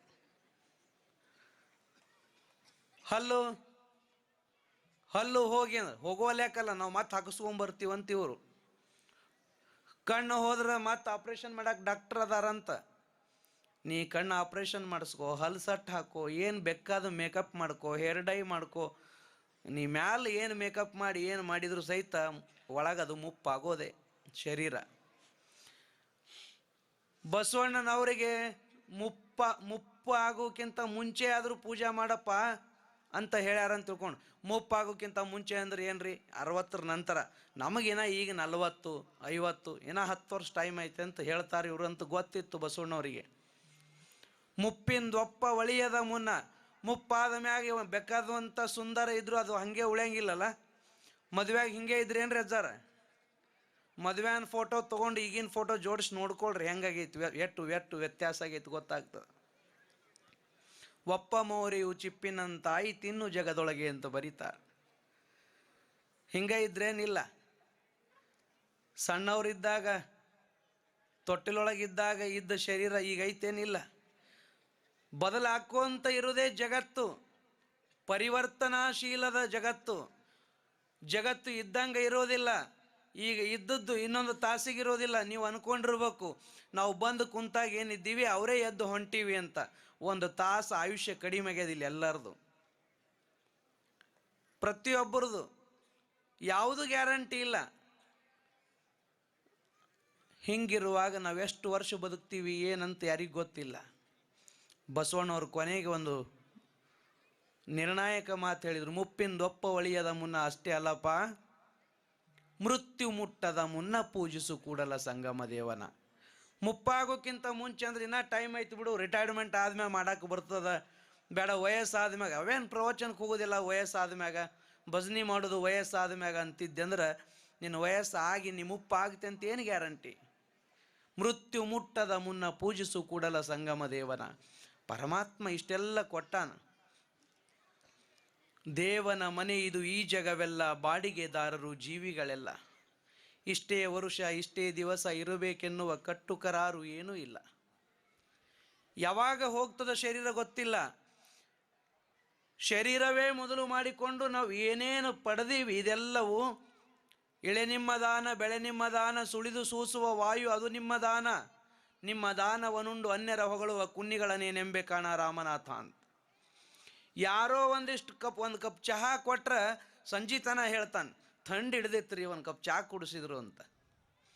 ಬೇಡ, ಯಾರೋ ಏನೋ ವಸ್ತ್ರ ಕೊಟ್ರೆ ಹೇಳ್ತಾನೆ, ಯಾರೋ ಏನೋ ಪ್ರಶಸ್ತಿಗಳ ಕೊಟ್ರೆ ಹೇಳ್ಕೊತಾನ, ಎಲ್ಲೋ ಯಾರ್ಯಾರೋ ಏನೇನೋ ಕೊಟ್ರೆ ಹೇಳ್ಕೊತಾನ ಮನುಷ್ಯ ವ್ಯಕ್ತಿ. ಆದ್ರೆ ಪರಮಾತ್ಮ ಹುಟ್ಟಿದ ಆರಭ್ಯದಿಂದ ಇಲ್ಲಿಯ ತನ ನಮಗೇನೇನು ಕೊಟ್ಟಾನ ಗೊತ್ತೈತೇನ್ರಿ? ಶ್ವಾಸೋಚ್ಛ್ವಾಸ ಕ್ರಿಯೆ ನಡೆದಲ್ಲ ನಿರಂತರ. ಇದಕ್ಕೇನು ಬಿಲ್ ಕಟ್ತೀರಿ ಏನು ತಿಂಗಳ 1 ತಾಸಿಗೆ ಆಕ್ಸಿಜನ್ ಸಿಲಿಂಡ್ರ್. ಈಗ ಮೊನ್ನೆ ಕೊರೋನಾ ಪೀರಿಯಡ್ದೊಳಗೆ 1 ಸಿಲಿಂಡ್ರಕ್ಕೆ 800 ರೂಪಾಯಿ ಅಲ್ರಿ, 1000 ರೂಪಾಯಿ. 1 ಸಿಲಿಂಡ್ರಕ್ಕೆ 1000 ರೂಪಾಯಿ. ಅದು ಹೆಚ್ಚು ಕಮ್ಮಿ ತಾಸು 2 ತಾಸು ನಡೀತಿರ್ಬೇಕು. ಆಕ್ಸಿಜನ್ ಸಿಲಿಂಡ್ರಕ್ಕೆ 1 ತಾಸಿಗೆ 1000, ಬೇಡ 2 ತಾಸಿಗೆ ಒಂದು ದಿವ್ಸಕ್ಕೆ 1000 ಅಂದ್ರಲ್ಲ, ಏನಾಗೋದೈತಿ? ಪರಮಾತ್ಮ ನಾವು ಹುಟ್ಟದಾಗಿನಿಂದ ಇಲ್ಲಿಯ ಪರ್ಯಂತ ಇಷ್ಟೆಲ್ಲ ಮುಕ್ತವಾದಂಥ ಶುದ್ಧವಾದಂಥ ಗಾಳಿಯನ್ನು ಕೊಟ್ಟಾನಲ್ಲ, ಇದಕ್ಕೆ ಬಿಲ್ ಕಟ್ಟಿವೇನಿಲ್ಲ. ಕರೆಂಟ್ ಬಿಲ್ ಬಂದೇ ಬರ್ತದೆ ತಿಂಗಳ. ಸರ್ಕಾರದವ್ರು ಫ್ರೀ ಅಂದಾರ, ಖರೆ ಮತ್ತೂ ಮ್ಯಾಲ ಬರಾಕ ಹತ್ಯಾದ. ಏನು ಫ್ರೀ ಅಂದರು ಏನು ಮಾಡಿದ್ರು ಮತ್ತೆ ಕರೆಂಟು ಬಿಲ್ಲು ಬರ್ತದ, ನೀರಿನ ನಳ್ಳಿನ ಬಿಲ್ಲು ಬರ್ತದ. ಪ್ರತಿಯೊಂದಕ್ಕೂ ನೀವೇನು ಮಾಡಿದರೂ ಬಿಲ್ ಅದ. ಇಂದಿನ ಕಾಲದೊಳಗೆ ಎಲ್ಲಿ ಹೋಗ್ತೀವಂದ್ರೂ ದುಡ್ಡು ಖರ್ಚಾಗ್ತದೆ, ಏನು ಮಾಡ್ತೀವಂದ್ರೂ ಖರ್ಚಾಗ್ತದೆ. ಸುಮ್ಮನೆ ನೀವೆಲ್ಲೋ ಹೊರಗೆ ಹೋದಾಗ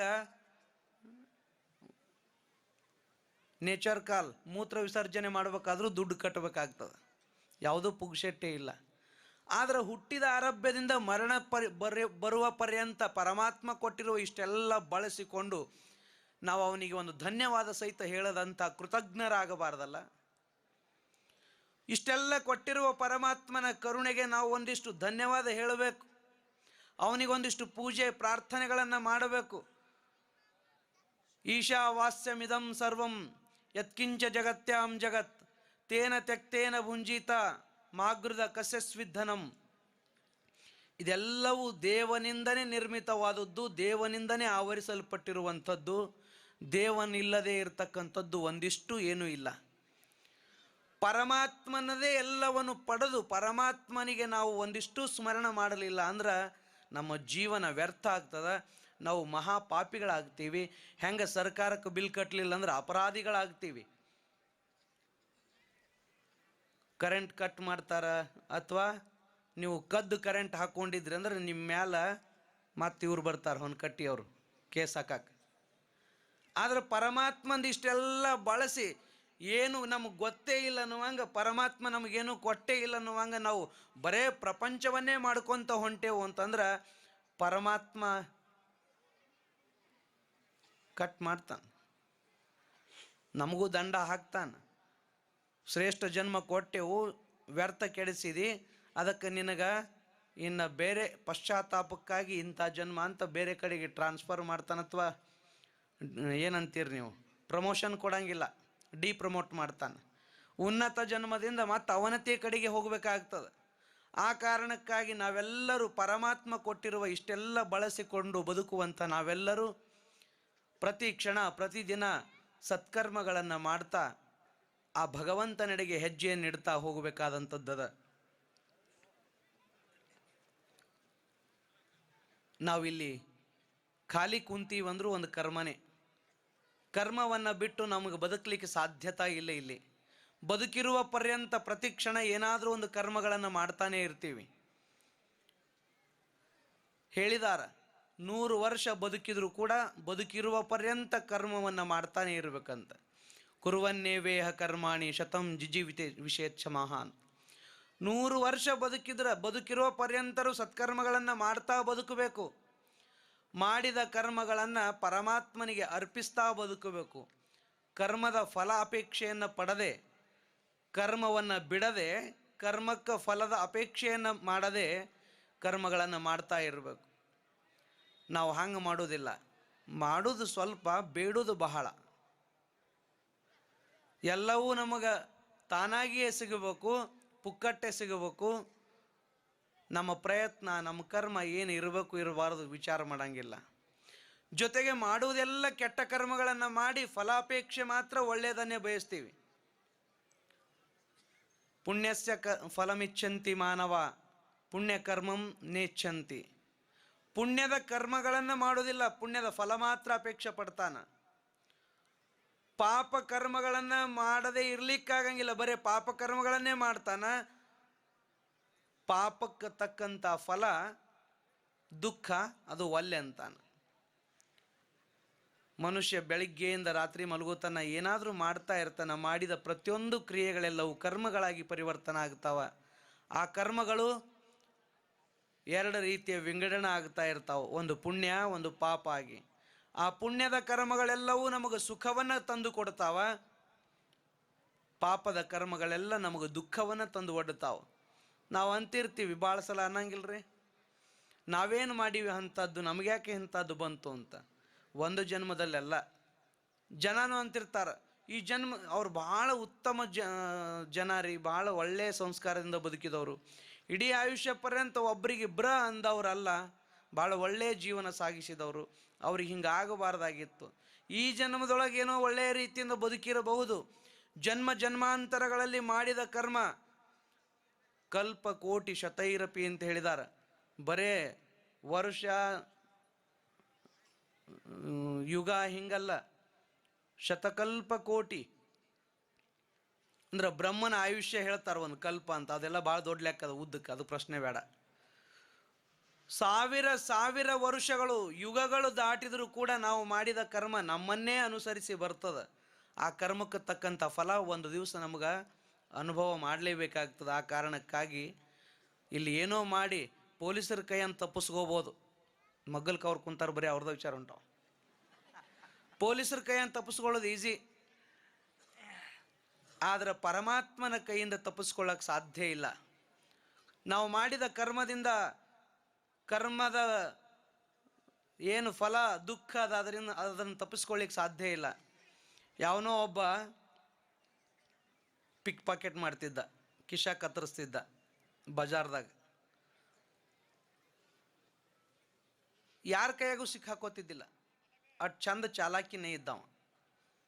ಅದರಾಗ ಹೊನ್ಕಟ್ಟಿ ಸಾಹೇಬ್ರು ಹೋದ್ರಂತ, ಅವರಲ್ಲ PSI ಸಾಹೇಬರು ನೋಡಿ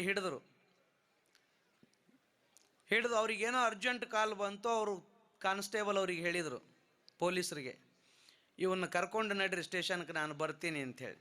ಆಗಲೇ ಅಂತ ಅವು ಕರ್ಕೊಂಡು ಹೊಂಟಿದ್ದ ಪೊಲೀಸ್.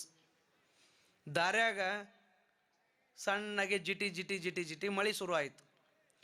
ಮಳೆ ಬರೋ ಕಾಲಕ್ಕೆ ಅವ ಹೇಳಿದಂತ, ಸಾಹೇಬ್ರ ಏನ್ರಿ ಮಳೆ ಬರಾಕತ್ತು, ಇಬ್ಬರು ಮೈ ತೊಯ್ಸ್ಕೊಳ್ಳೋದು ನಡೀತು, 2 ನಿಮಿಷ ಸರ್ ತಾವು ಅವಕಾಶ ಕೊಟ್ರೆ, ನಮ್ಮ ಮನೆ ಇಲ್ಲೇ ಐತ್ರಿ, ಸಂಧ್ಯಾಗ ಹೋದ ಕೂಡಲೇ ಛತ್ರಿ ತೊಗೊಂಬರ್ತೀನಿ, ಇಬ್ಬರು ಕೂಡ ಹೋಗುಣ್ರಿ ಸ್ಟೇಷನ್ಗೆ ಅಂದಂತ. ಪೊಲೀಸ್ಗೆ ಹೌದಲ್ಲ, ಒಳ್ಳೆಯ ಐಡಿಯಾ, ಒಳ್ಳೆಯ ವಿಚಾರ ಅಂತ ತಿಳ್ಕೊಂಡು ಹೋಗ್ಬಾಪ ಅಂತ ಹೇಳಿದವ. ಛತ್ರಿ ತರ್ಲಾಕ್ ಹೋದ ಆ ಕಡೆ ಹೋದ, ಅವ ಯಾಕೆ ಬರ್ತಾನೆ ತಿರುಗಿ? ಹಿಂಗೆ ತಪ್ಪಿಸ್ಕೊಳಕ್ಕೆ ಬರ್ತದೆ. ಅದೇ ಪೊಲೀಸನ ಕೈಯಾಗ ಅದೇ ಕಳ್ಳ ಮತ್ತೆ 6 ತಿಂಗಳ ನಂತರ ಮತ್ತೆ ಸಿಕ್ಕ, ಅವಾಗೂ ಮತ್ತೆ ಮಳೆ ಬರಾಕ ಹತ್ತಿತ್ತು. ಅವಾಗ ಹೇಳ್ದಂತ, ಸರ ಮತ್ತೆ ಮಳೆ ಬರಕತ್ತದ್ರಿ, ಛತ್ರಿ ತೊಂಬ್ರಿ. ಮಗನ ಹೋದ ಸಲ ಭೇಟಿ ಆದಾಗ ಛತ್ರಿ ತರ್ತೀನಿ ಅಂತ ಹೋದಾವ, ಆ ಕಡೆ ಹೋಗಿದ್ದೀನಿ, ನಿನ್ನ ಈ ಸಲ ನಾ ಬಿಡಂಗಿಲ್ಲ ಅಂದಂತ. ಮತ್ತೆ ಹೆಂಗೆ ಮಾಡಿದ್ರಿ ಸರ್? ಮೈ ತೊಯ್ಸ್ಕೊಳ್ಳೋದಾಗ್ತದಲ್ಲ. ನನಗೆ ಗೊತ್ತೈತಿ, ನೀ ಹೋದ್ರೆ ಆ ಕಡೆ ಹೋಗ್ತಿ, ನೀ ಇಲ್ಲೇ ನಿಂದ್ರೆ ನಾ ಹೋಗ್ತೀನಿ ಅಂತ ಹೋದಂತೇವ. ಹಿಂಗೆ ಈ ಪೊಲೀಸರ ಕೈಯನ್ನು ತಪ್ಪಿಸ್ಕೊಳ್ಳೋಕೆ ಸಾಧ್ಯತೆ ಅದ.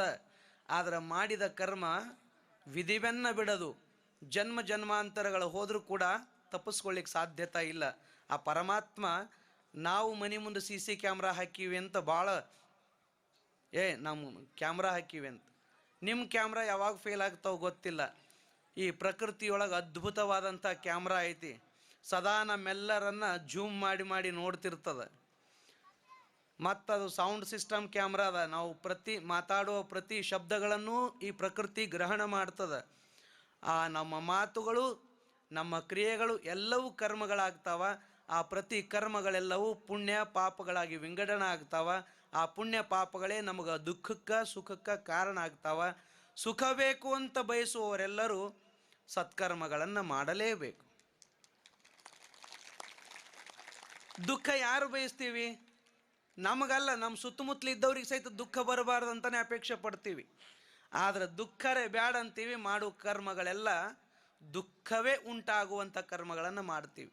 ಆ ಕಾರಣಕ್ಕಾಗಿ ನಾವು ದುಃಖ ಆಗಬಾರ್ದು, ತೊಂದರೆಗೆ ಒಳಗಾಗಬಾರ್ದು, ನಮಗೆ ಕಷ್ಟಗಳು ಬರಬಾರ್ದು ಅಂದ್ರೆ ಆದಷ್ಟು ಸತ್ಕರ್ಮಗಳನ್ನು ಧರ್ಮದಿಂದ, ನೀತಿಯಿಂದ ಮನುಷ್ಯ ಜಾಗೃತಿಯಿಂದ ಬದುಕಿದ ಅಂತಂದ್ರೆ ಬದುಕು ಸಾರ್ಥಕ ಆಗ್ತದೆ. ಹಾಗೆ ನಮ್ಮೆಲ್ಲರನ್ನ ಎಚ್ಚರಗೊಳಿಸಲಿಕ್ಕೆ ಉತ್ತಿಷ್ಠತ ಜಾಗೃತ ಪ್ರಾಪ್ಯ ವರಾನ್ನಿ ಬೋಧತ ಅಂತ ಹೇಳುವ ಹಾಗೆ, ಏಳು, ಎಚ್ಚರಾಗು. ನಾವೆಲ್ಲರೂ ಹೇಳ್ತೀವಿ, ಎಚ್ಚರಾಗೋದು ಕಷ್ಟ.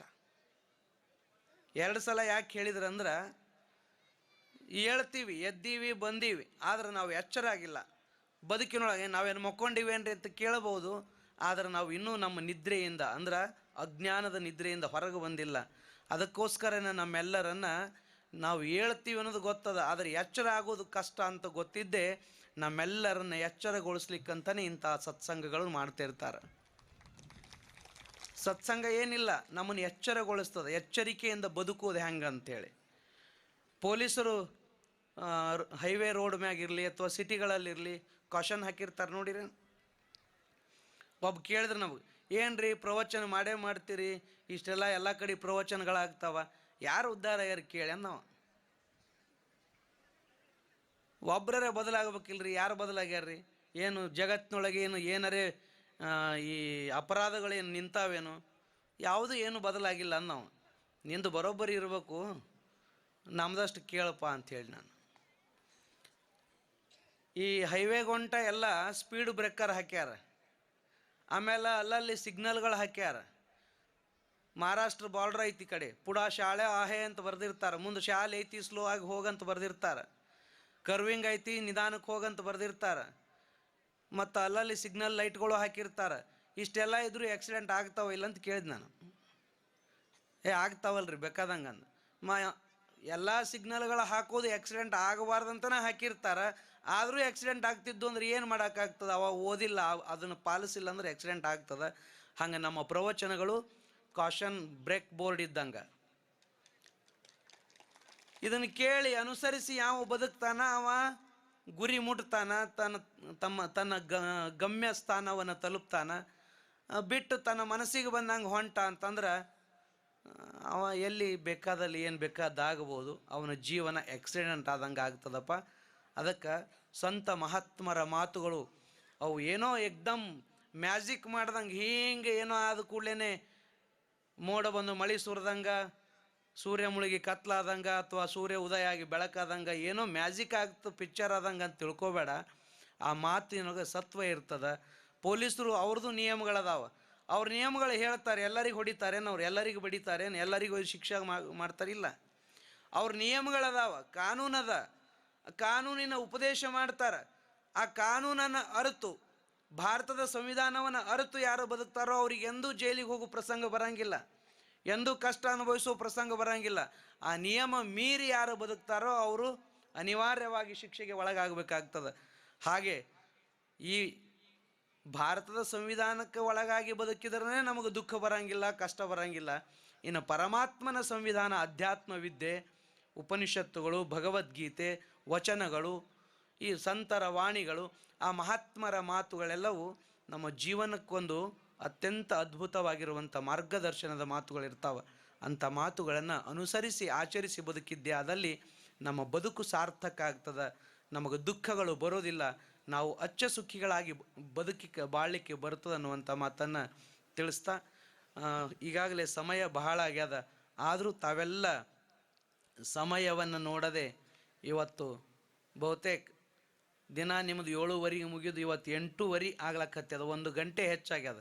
ಅಪಗಳಿದ್ದಾಗೂ ಅಷ್ಟು, ಎಲ್ಲೇ ಇದ್ದರೂ ಸಹಿತ ರವಿವಾರ ದಿವಸ ಅಥವಾ ಅಪಗಳು ನಾಳೆ ಒಂದು ವಿಶೇಷ ಕಾರ್ಯಕ್ರಮ ಅಂತಂದು ಕೂಡಲೇ ಎಲ್ಲರಿಗೂ ಗೊತ್ತಾಗ್ತಿತ್ತು, ನಾಳೆಗೆ 1 ತಾಸು ಹೆಚ್ಚಿಗೆ ತೊಗೊಂಡು ಬರಬೇಕು ಅಂಥೇಳಿ. ನನಗೆ ಅನಿಸಿತ್ತು ಬಹುತೇಕ ಹೊನಕಂಟಿಯವ್ರು ಆದ ಕೂಡಲೇ ಎಲ್ಲ ಜಾಗ ಖಾಲಿ ಮಾಡ್ತಾರೆ ಇವ್ರು ಅಂತೇಳಿ. ಆದರೂ ನಮ್ಮ ಸಂಚಾಲಕರು ಹೇಳಿದರು, ಪೂಜ್ಯರು, ಅವ್ರ ಪ್ರವಚನ ಆಗುತ್ತಾನ ತಾವು ಕುಂದಿರಬೇಕು ಅಂತ. ಆದರೂ ನನಗೇನು ವಿಶ್ವಾಸ ಇರಲಿಲ್ಲ. ಇಷ್ಟು ಮೀರಿಯೂ ಸಹಿತ ಇವತ್ತು 8:15 ಆದರೂ ಡೋಂಟ್ ವರಿ ಅನ್ನುವಂಗೆ ನೀವು ಕುಂತಿದ್ದಕ್ಕಾಗಿ ನಿಮಗೆಲ್ಲರಿಗೂ ಮತ್ತೊಮ್ಮೆ ಧನ್ಯವಾದಗಳನ್ನು ಅರ್ಪಿಸಿ ನನ್ನ ಮಾತಿಗೆ ವಿರಾಮ. ಓಂ ತತ್ಸತ್.